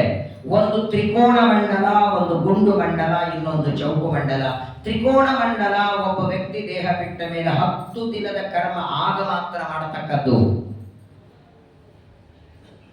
ಯಾವನನ್ನ ಇನ್ನು ಪ್ರೇತ ಅಂತ ನಾವು ಕರಿತೇವೋ ಅಶೌಚದಲ್ಲಿ ಮಾತ್ರ ತ್ರಿಕೋಣ ಮಂಡಲ, ಬೇರೆ ಕರ್ಮದಲ್ಲ. ಇನ್ನ ಗುಂಡು ಮಂಡಲ ಪಿತೃ ಕಾರ್ಯದಲ್ಲಿ, ಅದು ಪಿತೃಗಳಿಗೆ ಮಾತ್ರ. ಈ ಚೌಕು ಮಂಡಲ ಮಾತ್ರ ದೇವತೆಗಳಿಗೂ ಸರಿ, ನಾವು ಊಟ ಮಾಡಬೇಕಾದ್ರೂ ಸರಿ. ನಾವೆಲ್ಲರೂ ನಮ್ಮ ಊಟಕ್ಕೆ ಎಲೆ ಮಂಡಲ. ವಾಸ್ತವಿಕ ಪದ್ಧತಿ ಏನಂದ್ರೆ, ಗಂಡ ಊಟಕ್ಕೆ ಕೂಡಬೇಕಾದ್ರೆ ಹೆಂಡತಿ ನೀರು ಹಾಕಿ ಮಂಡಲ ಮಾಡಿ ಇಡಬೇಕು. ಹೆಂಡತಿ ಮಾಡೋ ಹಾಗಿದ್ರೆ ಬಲಗೈಯಿಂದ ಮಾಡ್ತಾಳೆ, ಹೆಂಡತಿ ಇಲ್ಲ ತಾನೇ ಮಾಡ್ಕೊಳ್ಳೋ ಹಾಗಿದ್ರೆ ತನ್ನ ಮಂಡಲವನ್ನ ಎಡಗೈಯಿಂದ ಮಾಡಬೇಕು. ಇನ್ನೊಬ್ಬರಿಗೆ ಮಾಡುವಾಗ ಬಲಗೈಯಿಂದ ಮಾಡಿ. ನೀವು ಬೇರೆಯವರಿಗೆ ಎಲೆಗೆ ಮಂಡಲ ಮಾಡುತ್ತಿದ್ರೆ ಬಲಗೈಯಿಂದ ಮಾಡಿ, ನಿಮ್ಮ ಎಲೆಗೆ ನೀವು ಮಂಡಲ ಮಾಡ್ಕೊಳ್ಳೋದಿದ್ರೆ ಎಡಗೈ. ಯಾಕಂದ್ರೆ ಭಾರ್ಯ ಭಾಗೋ ವಾಮ ಇತಿ ಪ್ರಸಿದ್ಧ. ಎಡಭಾಗ ಎಲ್ಲ ಹೆಂಡತಿಯ ಭಾಗ ಆದ್ದರಿಂದ ಎಡಗೈಯಿಂದ ಮಂಡಲ. ಒಂದು ಮಂಡಲ, ಇನ್ನೊಂದು ಆಸನ. ಆಸನ ಹೇಗಿರಬೇಕು ಹೇಳ್ತಾರೆ ಗೀತೆಯಲ್ಲೂ ಕೃಷ್ಣ ಹೇಳಿದ್ದಾನೆ. ಚೈಲಾಜಿನ ಕುಶೋತ್ತರಂ. ಮೊದಲು ಕೃಷ್ಣಾಜನ, ಅದರ ಮೇಲೆ ದರ್ಭೆ, ಅದರ ಮೇಲೆ ಬಟ್ಟೆ ಹಾಕಿರಬೇಕು. ಆ ಆಸನ ಮೇಲೆ ಕೂತ್ಕೊಂಡು ಜಪವೋ ಪಾರಾಯಣವೋ ಪೂಜೆಯೋ ಮಾಡಿ. ಕೃಷ್ಣಾಜನ ಇರಬೇಕು, ದರ್ಭೆನೂ ಇರಬೇಕು. ಇದು ಪಾರಾಯಣಕ್ಕೆ ಜಪಕ್ಕೆ ಮಾತ್ರವಲ್ಲ. ಆ ಆಸನ ಮೇಲೆ ನೀವು ಕೂತ್ರೆ ಆಸೀನ ಪ್ರಾಣ ಸಂಯಮನ. ನೋಡಿ, ಒಂದು ಸಲ ಆಸನ ಮೇಲೆ ಕೂತ್ರೆ ಪದೇ ಪದೇ ಈ ಕಾಲ ಮೇಲೆ ಆ ಕಾಲ ಕೆಳಗೆ, ಆ ಕಾಲ ಮೇಲೆ ಈ ಕಾಲ ಕೆಳಗೆ. ಯಾಕಂದ್ರೆ ಸಾಧನೆ ಮಾಡುವ ಸಾಧಕನ ಮೊದಲನೇ ಮೆಟ್ಲು ಅಂದ್ರೆ ಆಸನ ಜಯ. ಹಾಗಾಗಿ ದೇವರ ಪೂಜೆ ಮಾಡುವಾಗ, ಜಪ ಮಾಡುವಾಗ ಮೊದಲನೇದು ನೆಲದ ಮೇಲೆ ಕೂತ್ಕೊಳ್ಳುವಂಗಿರ್ಬೇಕು. ಪಾಪ ಅನಿವಾರ್ಯವಾಗಿ ಕುರ್ಚಿ ಮೇಲೆ ಕೂತ್ಕೊಂಡು ಮಾಡೋ ಪ್ರಸಂಗ ಅಂದ್ರೆ ಏನ್ ಮಾಡ್ತೀರಿ ಹೇಳಿ? ಅದಕ್ಕಾಗಿನೇ ದೇವರಿಗೆ ಪ್ರಾರ್ಥನೆ. 80 ವರ್ಷ ಆದ್ರೂ ಕೆಳಗೆ ಕೂತ್ಕೊಂಡು ಪೂಜಾ ಮಾಡ್ತೀರಿ, ಸೊಂಡ ಚೆನ್ನಾಗಿಟ್ಟಿದ್ದಿ, ಆ ಒಂದು ಉಪಕಾರಕ್ಕಾದ್ರೂ ಪೂಜಾ ಮಾಡ್ರಿ. ಅನಿವಾರ್ಯವಾಗಿ ಈ ಮಠಗಳಲ್ಲಿ ನೋಡಿ, ಶ್ರಾದ್ದ ಮಾಡ್ಲಿಕ್ಕೆ ಬರ್ತಾರಲ್ಲ, ಕೆಳಗೆ ಕೂತ್ಕೊಂಡು ಮಾಡ್ಲಿಕ್ಕೆ ಆಗಲ್ಲ ಅವರಿಗೆ. ಅನಿವಾರ್ಯವಾಗಿ ಪಾಪ ಕುರ್ಚಿ ಮೇಲೆ ಮಾಡಬೇಕಾಗತ್ತೆ. ಆದ್ರೆ ವಾಸ್ತವಿಕವಾಗಿ ಭೂಮಿಯಿಂದ ಏನೇ ವಸ್ತು ಮೇಲೆ ಬಂದ್ರೆ ಮೈಲಿಗೆ. ಕರಸ್ಥ ಪಾತ್ರೆ ಇದಮಿದವನ್ನಂ. ಭೂಮಿಯಿಂದ ಸ್ವಲ್ಪ ಮೇಲೆ ಬಂದ್ರು, ಅದು ಟೇಬಲ್ ಇರಲಿ ಕುರ್ಚಿನೇ ಇರಲಿ, ಆ ಅನ್ನವನ್ನ ಪ್ರೇತಗಳು ಪಿಶಾಚಿಗಳು ತಗೊಂಡು ಹೋಗ್ತಾರೆ ಅಂತ ಗರುಡ ಪುರಾಣ ಹೇಳುತ್ತದೆ. ಅನಿವಾರ್ಯ ಇವಾಗೆಲ್ಲ. ಹಾಗಾಗಿ ಊಟ ಮಾಡುವ ಎಲೆ ಅಥವಾ ದೇವರಿಗೆ ನೈವೇದ್ಯ ಮಾಡುವ ಎಲೆ, ಅದರ ಕೆಳಗೆ ಮಂಡಲನೂ ಕಡ್ಡಾಯ, ಹಾಗೆ ಆಸನವೂ ಕಡ್ಡಾಯ. ಆಸನ ಮೇಲೆ ಕೂತ್ಕೊಂಡು ಪ್ರಾಣಂ ಸಂಶೋಧ್ಯ ಸನ್ಯಾಸ ಕೃತ ರಕ್ಷೋಚ್ಚರಿಧರಿಂ. ಕನಿಷ್ಠ ಸ್ನಾನ ಮಾಡಿ ದೇವರ ಪೂಜೆಗೆ ಕೂತ್ಕೊಂಡ ಮೇಲೆ ದೇವರ ಪೂಜೆ ಮುಗಿಯೋವರೆಗಾದರೂ ಸಂಸಾರದ ಲೋಕದ ವ್ಯಾಪಾರ ಬಿಡಿ ಅಂತಾರೆ. ಆಗ್ಲೂ ಫೋನು, ಆಗ್ಲೂ ಮೀಟಿಂಗು, ಆಗ್ಲೂ ಮಾತು, ಆಗ್ಲೂ ಹಾಲ್ನವ್ರು ಬಂದ್ರು, ಅವನಿಗೋಸ್ಕರ ಟೈಮ್ ಕೊಡಲೇ ಒಂದು ಅರ್ಧ ಗಂಟೆ 24 ಗಂಟೆಯಲ್ಲಿ. ಆಚಾರ್ಯ ದ್ವಾದಶ ಸ್ತೋತ್ರದಲ್ಲಿ ಹೇಳ್ತಾರೆ, ತದಲಂ ಬಹುಲೋಕ ವಿಚಿಂತನಯ ಪ್ರವಣಂ ಗುರು ಮಾನಸ ಈಶಪತಿ. ತದಲಂ ಅಲಂ ಸಾಕಂತಾರೆ. ಎಷ್ಟು ಹರಟೆ. ಒಂದು ಮುಂಜಿಗೆ ಸಮಾರಾಧನೆ, ಮಗನ ಮುಂಜಿವೆ ದೇವರ ಸಮಾರಾಧನೆ, ಊಟಕ್ಕೆ ಬರಬೇಕು ಅಂತ ನನಗೊಬ್ಬರು ಕರೆದರು. ನಾನಂದ್ರೆ ನಾನು ಬರಲ್ಲ ಅಂತ ಹೇಳಿದೆ ಮೊದಲೇ. ಯಾಕಂದ್ರೆ ಈ ಸಮಾರಾಧನೆ ಅಂದಾಗ 2-3 ಮಾಡ್ತೀರ ಊಟಕ್ಕೆ, ನಂದು ಮಧ್ಯಾಹ್ನ ಪಾಠ ಇರ್ತದೆ, ನಾನು ಪಾಠ ಬಿಡ್ಲಿಕ್ಕೆ ಇಷ್ಟ, ಇಲ್ಲಿಯೂ ಆಚೆ 11:30 ಊಟಕ್ಕೆ ಹಾಕ್ತೀವಿ. ಸರಿ, ಬಹಳ ಆಗ್ರಹ ಮಾಡಿದ್ರು. ದೇವರ ಪೂಜೆ ಯಾರು ಮಾಡ್ತಿಲ್ಲ, ಪೂಜೆಗಿದ್ದಾರೆ ನಮ್ಮಲ್ಲಿ ದೊಡ್ಡದವರೆಲ್ಲ ಪೂಜೆ ಅವಾಗ ಆಚಾರ ಬರ್ತಾರೆ. ಸರಿ ಬಿಡು ಅಂತ ನಾನು ಬೆಳಗ್ಗೆ ಪಾಠ ಮುಗಿಸ್ಕೊಂಡು ಅವ್ರ ಮನೆಗೆ ಹೋದೆ. ನಾನು ಹೋಗಿದ್ದೆ 12:30. ನನಗೆ ಹೇಳಿದ್ರು 12:30, 12:45 ಎಲೆ ಹಾಕ್ತೀವಂತ. ನಾನು 12:30 ಹೋದ ಮೇಲೆ ನಾನು ಹೋಗಿ 10 ನಿಮಿಷ ಪೂಜಾಕ್ಕೆ ಆಚಾರ ಬಂದರು. ಅನ್ಕೊಂಡೆ ಇವತ್ತು ಮಧ್ಯಾಹ್ನ ಪಾಠಕ್ಕೆ ತಿಲಾಂಜಲಿ. ಇದು ಇಲ್ಲಿವರೆಗೆ ಬಂದು ಮನೆಗೆ ಹೋಗೋ ಸರಿ ಅನ್ಸಲ್ಲ, ಬರದೇ ಇದ್ದಿದ್ರೆ ಮಾತು ಬೇರೆ. ಸರಿ, ಬಂದಾಯಿತು. ಇನ್ನು ಬಂದ ಆಚಾರ್ಯ ಹೇಳಿದೆ, ಸ್ವಾಮಿ ಅಡುಗೆ ಅಂತೂ ಆಗಿದೆ, ಸ್ವಲ್ಪ ಬೇಗ ಮಾಡಿ ಅಂತ. ಆಯಿತು ಅಂದ್ರೆ ಸ್ನಾನ ಮಾಡಿ ಅಕ್ಷರಶಃ ಇಷ್ಟೊಂದು ಯಾಕೆ ಊಟಕ್ಕೆ ಹೋದಿದ್ದು ಪಶ್ಚಾತ್ತಾಪ ಆಯಿತು. ಸ್ನಾನ ಮಾಡಿ ದೇವರ ಮನೆಯಲ್ಲಿ ಕೂತ್ಕೊಂಡಿದ್ದಾರೆ. ಅವರು ಪ್ರಾರಂಭದ್ದು ನಾರಾಯಣಾಯ ಪರಿಪೂರ್ಣ ಒಂದೇ ನಾನು ಕೇಳಿಸಿದ ಮಂತ್ರ. ದೇವರ ಪೆಟ್ಟಿಗೆ ಬಿಚ್ಚಿದ ಕೂಡಲೇ ಆ ಅರ್ಚನೆ ಮಾಡುವ ಅರ್ಚಕರ ಒಬ್ಬ ಗೆಳೆಯ ಬಹಳ ವರ್ಷದ ಹಿಂದೆ ಅವರು ಬಂದಿದ್ರು ಮುಂಜಾನೆಗೆ. ದೇವರ ಮನೆಗೆ ಬಂದ್ರು. ಓ ಹೇಗಿದ್ದೀರಾ ಅಂತ ಅವರಿಬ್ಬರು ಶುರುವಾಯ್ತು ನೋಡಿ ಮಾತು. ಸಂಪೂರ್ಣ ದೇವರ ಪೆಟ್ಟಿಗೆ ಕಟ್ಟೋವರೆಗೆ ನೈವೇದ್ಯ, ಮಂಗಳಾರತಿ, ಮತ್ತೆ ಎಷ್ಟು ಬಿತ್ತಿದ್ದೀರಿ, ಏನು ಹೊಲದಲ್ಲಿ ಬಿತ್ತಿದ್ದೀರಿ, ಮಗ ಹೆಂಗಿದ್ದಾನೆ, ಯಾವ ಊರಲ್ಲಿದ್ದಾನೆ, ಸೊಸೆ ಹೆಂಗಿದ್ದಾರೆ, ಅದನ್ನು ಹೇಳ್ತಾನೆ. ಹಾಲಾಗ್ತಾರೆ, ಅದನ್ನು ಹೇಳ್ತಾನೆ. ಪಂಚಾಮೃತ ಆಯ್ತು ಅದನ್ನು ಹೇಳ್ತಾನೆ. ಅಲ್ಲಿ ಕೂತಿದ್ದೆ ಪಕ್ಕದಲ್ಲಿ. ಪುರುಷ ಸೂಕ್ತ ಹೇಳಿ ಅಭಿಷೇಕ ಮಾಡಬೇಕಲ್ವಾ, ಶುದ್ಧಾಭಿಷೇಕ. ಮತ್ತೇನೋ ಮೊಮ್ಮಗನಿಗೆ ನೌಕರಿ ಆಯ್ತಂತಲ್ಲ, ಯಾವ ಊರಲ್ಲಾಯ್ತು, ಏನ್ ಪ್ರಸಂಗ ಹೆಂಗೆ ನನಗೆ ಹೆಂಗಾಯ್ತಂದ್ರೆ ಎದ್ದು ಹೋಗ್ಬೇಕೋ ಮನೆಗೋ ಇರಬೇಕೋ ಗೊತ್ತಾಗ್ಲಿಲ್ಲ. ಕೊನೆಗೆ ನೋಡಿ ನೋಡಿ ನೋಡಿ ನೈವೇದ್ಯ ಆಗಿ ನೀನು ಮಂಗಳಾರತಿ ಆಗಬೇಕು. ಆ ಕೂತವ್ರಿಗೆ ಹೇಳಿದೆ, ನೀವು ತಪ್ಪು ತಿಳ್ಕೊಳ್ಳಲ್ಲ ಅಂದ್ರೆ ಅವ್ರು ದೇವ್ರ ಪೂಜೆ ಆಗೋರೆ ಹೊರ ಕೂತ್ಕೊಳ್ಳಿ ಅಂತ. ದಯಮಾಡಿ ತಪ್ಪು ತಿಳ್ಕೊಬೇಡಿ, ನಾನು ನಿಮ್ಮನ್ನು ಇದು ಮಾಡ್ತಿಲ್ಲ. ಯಾಕಂದ್ರೆ ಕೆಲವರು ಜೋರು ಹೇಳೋಂಗೂ ಇಲ್ಲ. ನಿಮ್ಮಿಬ್ಬರ ಗೆಳತರ ಚೆನ್ನಾಗಿದೆ, ಅವ್ರ ಆಚಾರ ಪೂಜಾ ಊಟ ಆದಮೇಲೆ ನಾನು ಗ್ರೂಪ್ ಕೊಡಿಸ್ತಿರ್ಬೇಕಾದ್ರೆ ಯಜಮಾನ್ರಿಗೆ ಹೇಳಿ ಆಚಾರ್ಯರಂತಾರೆ, ತದಲಂಬ ಹುಲೋಕ ವಿಚಿತ್ತನಯ, ದೇವರಲ್ಲಿ ಮನಸ್ಸಿಡಯ್ಯ ನೀನು. ಅದೇ ಹೊಲ, ಅದೇ ಮನೆ, ಅದನ್ನ ಮಾತಾಡಿ ದೇವರ ಮನೆಗೆ ಬಂದಿ ನೀನು. ಸಂಸಾರದ ವ್ಯಾಪಾರ, ಸಂಸಾರದ ಮಾತುಗಳೇ ಆಡೋದಿದ್ರೆ ಮಡಿಯಾಗಬೇಕು. ಎದುರುಗಡೆ ದೇವರ ಪೆಟ್ಟಿಗೆ ಇಟ್ಕೊಂಡು ಭಗವಂತನಲ್ಲಿ ಮನಸ್ಸನ್ನ ನೀನಿಡ್ಲಿ. ಈಗ ಸುಮ್ಮನೆ ಉದಾಹರಣೆ ಹೇಳ್ತೇನೆ. ನಿಮ್ಮ ಮನೆಗೆ ಒಬ್ಬರು ಯಾರೋ ಅತಿಥಿಗಳು ಬಂದಿದ್ದಾರೆ, ಅವರಿಗೇನೋ ಬಡಿಸ್ತಿದ್ರಿ. ಬಡಿಸುವಾಗ ನೀವೆಲ್ಲೋ ನೋಡ್ತಾ ಯಾರ್ದೋ ಜೊತೆ ಮಾತಾಡ್ತಾ ಇಲ್ಲಿ ಅನ್ನ ಬಡಿಸ್ತಿದ್ರೆ ಆ ವ್ಯಕ್ತಿ ನಿಮ್ಗೆ ಏನಂತಾನೆ ಹೇಳಿ? ಮೊದಲನೇದು ಬೇಡ ಅಂತಾನೆ. ಅಯ್ಯ ಈ ಕಡೆ ನೋಡಿ ಬಡಸಯ್ಯ ಅಂತ. ಇನ್ನೆಲ್ಲೋ ನೋಡ್ತಾ ಯಾರ್ದೋ ಜೊತೆಗೆ ಮಾತಾಡಿದ್ರೆ ನಮ್ಮ ಮನೆಯಲ್ಲಿದ್ದವರೇ ನಾವು ಬಡಿಸೋದು ತಗೊಳಲ್ಲ. ಮತ್ತೆ ಇನ್ನೆಲ್ಲೋ ಹರಟೆ ಹೊಡಿತಾ ದೇವರಿಗೆ ಅಭಿಷೇಕ ಮಾಡ್ತೀವಿ, ಯಾಕೆ ತಗೊಳ್ತಾ ನಾವು? ಕನಿಷ್ಠ ಪಕ್ಷ ಅರ್ಧ ಗಂಟೆನೋ 1 ಗಂಟೆನೋ ದೇವ್ರು ಏನು ಯಾರ ಜೊತೆಗೂ ಮಾತಬೇಡ. ಅದ್ರ ಹೆಂಡತಿನೇ ಇರಲಿ, ಮಕ್ಕಳೇ ತೆಗೆದಿಟ್ಬಿಡಿ, ಸ್ವಿಚ್ ಆಫ್ ಮಾಡಿಡಿ ಫೋನ್. ನೋಡಿ, ಒಂದು ಅರ್ಧ ಗಂಟೆ ನಿಮ್ಮ ಮನಸ್ಸು ದೇವರಲ್ಲಿ ನಿರ್ಮಲವಾಗಿಟ್ಟುಕೊಂಡು ನೋಡಿ. ನೀವು ಬೇಕಾದ್ರೆ ಕೆಲವರಿಗೆ ಅನಿಸ್ತದೆ, ಅಯ್ಯೋ ದೇವರ ಪೂಜಾ ಕಾಲದಲ್ಲಿ ಯಾವುದೋ ಇಂಪಾರ್ಟೆಂಟ್ ಫೋನ್ ಬಂದ್ರೆ, ಅದು ಅಕಸ್ಮಾತ್ತಾಗಿ ಏನೋ ನಿಮಗೆ ಬರೋದೇ ಇದ್ರೆ, ಹಣನೋ ಏನೋ ಬರೋದೇ ಇದ್ರೆ, ನೀವು ದೇವರ ಪೂಜೆ ಆದ್ಮೇಲೆ ಫೋನ್ ಅಟೆಂಡ್ ಮಾಡಿ 10 ಪಟ್ಟು ನಿಮ್ಮ ಅಕೌಂಟಿಗೆ ಹಾಕ್ತಾರೆ ದೇವರು. ಯಾಕಂದ್ರೆ ಅರ್ಧ ಗಂಟೆ ಮನಸ್ಸು ನನ್ನಲ್ಲಿ ಇಟ್ಟಿದೆಲ್ಲ ನೀನು ಅಂತ. ಅದಕ್ಕೆ ಹೇಳ್ತಾರೆ ನೋಡಿ, ಸಂಶೋಧ್ಯ ಶುದ್ಧವಾಗಿ ಸ್ನಾನ ಮಾಡಿ ದೇವರ ಮನೆಗೆ ಹೋಗಿ ದ್ವಾರಪಾಲಕರಿಗೆ ನಮಸ್ಕಾರ ಮಾಡಿ ಅವರ ಅನುಮತಿ ಪಡೆದು ದೇವರ ಮನೆಗೆ ಹೋಗಬೇಕು. ಹಾಗಾಗಿ ದೇವರ ಮನೆಗೆ ಬಾಗಿಲು ಇರಬೇಕು. ದೇವರ ಮನೆ ಬಾಗಿಲು ಇದ್ರೆ ತಾನೆ ಪೂರ್ವದ್ವಾರೇ ಶ್ರೀ ನಮ ಜಯ ನಮ ಅಂತೀರಿ. ದ್ವಾರಪಾಲ ಸ್ತೋತ್ರ ಯಾವಾಗ ಮಾಡ್ಲಿಕ್ಕೆ ಬರ್ತದೆ? ದ್ವಾರ ಇಲ್ಲ ಅಂದ್ರೆ ಯಾಕೆ ಹೇಳ್ತಿದ್ದೀರ ಅಂದ್ರೆ ದೇವರ ಮನೆ ಪ್ರತ್ಯೇಕ ಕಟ್ಟಿಸ್ಬೇಕು. ಯಾವುದೋ ಒಂದು ಮಾಡಲ್ಲಿ ಎಲ್ಲೋ ಒಂದು ಕಡೆ ಕೂಡಿಸ್ಬಿಟ್ಟಿರ್ತಾರೆ ಪಾಪ. ಪೃಥ್ವಿಯನ್ನ ರಸಾಕರಣ ತಂದವನೇ ಅವನು. ದ್ವಾರಪಾಲ ಸ್ತೋತ್ರವನ್ನ ಮಾಡಿ ಪಠನ ಮಾಡಿ ಒಳಗೆ ಹೋಗಿ ಪರಮಾತ್ಮನನ್ನ ಪೂಜೆ ಹೆಂಗ್ ಮಾಡಬೇಕು ಅಂದ್ರೆ ದ್ರವ್ಯಾಕ್ಷಿತಾತ್ಮ ಲಿಂಗಾನಿ ನಿಷ್ಪ್ರೈದ್ಯ ಪ್ರೋಕ್ಷ್ಯ ಶಾಸನಂ. ಮೊದಲು ಪರಮಾತ್ಮನನ್ನ ಪೂಜೆ ಮಾಡಬೇಕು. ಭಗವಂತನ ಪೂಜೆ ಮಾಡೋದಕ್ಕೆ ಸಾಂಗೋಪಾಂಗಾಂ ಸಪಾರ್ಷದಾಂ ತಾಂ ತಾಂ ಮೂರ್ತಿಂ ಸಮಂತತಃ, ಇದೆಲ್ಲರಿಗೂ ಗೊತ್ತಿರೋ ಮಾತಿದು. ಈಗ ಪೆಟ್ಟಿಗೆಯಲ್ಲಿರುವ ದೇವರನ್ನ ಮೊದಲು ಹೊರಗೆ ತೆಗಿತೀವಿ. ಯಾರ ಮನೆಯಲ್ಲಿ ಪ್ರತಿನಿತ್ಯ ಭುಜಂಗಿಸಿರ್ತಾರೆ ಹೊರಗೆ ತೆಗಿಬೇಕು. ದೇವರನ್ನ ಹೊರಗೆ ತೆಗೆದಾಗ ತಟ್ಟೆಯಲ್ಲಿ ಅಭಿಷೇಕಕ್ಕೆ ಎಲ್ಲಾ ದೇವರು ಒಂದೇ ಕಡೆ ಇಟ್ಕೊಳ್ಳೋದಲ್ಲ. ಪಟ್ಟಿಗೆಯಲ್ಲಿದ್ದನ್ನೆಲ್ಲ ಒಂದು ತಟ್ಟೆಗೆ ಹಾಕಿ ಗಳ ನೀರು ಹಾಕಿ. ತಾರತಮ್ಯ ಜ್ಞಾನನು ಅವಶ್ಯಕ. ನೋಡಿ, ತೀರ್ಥ ಆಗಬೇಕಾದ್ರೆ ಕನಿಷ್ಠ 5 ಬೇಕು. ಒಂದು ಸುದರ್ಶನ, ಒಂದು ಶಾಲಿಗ್ರಾಮ, ಒಂದು ಚಕ್ರಾಂಕಿತ, ಒಂದು ವಿಷ್ಣುಪಾದ, ಒಂದು ಶಿಂಶುಮಾರ ಪ್ರತಿಮಾ. ಈ 5 ಇದ್ರೇನೆ ಅದು ತೀರ್ಥ ಅಂತ ಅನಿಸ್ಕೊಳ್ತದೆ. ಇನ್ನು ಅದರಲ್ಲಿ ಕ್ವಾಂಟಿಟಿ ನೀವು ಬೇಕಾದ್ ಮಾಡಿ. ಶಾಲಿಗ್ರಾಮದಲ್ಲಿ 2 3, ಚಕ್ರಾಂಕಿತ ಅಂತೂ 2 ಇರಬೇಕು, ಬಹಳ ಇರಬಾರದು. ಶಾಲಿಗ್ರಾಮನು ಕೂಡ, ಶಾಲಿಗ್ರಾಮಗಳು ಮನೆಯಲ್ಲಿ ಎಷ್ಟಿಟ್ಕೊಳ್ಬೇಕು? ನೀವು ಪೂಜಾ ಪ್ರತಿನಿತ್ಯ ಮಾಡ್ತಿದ್ರೆ,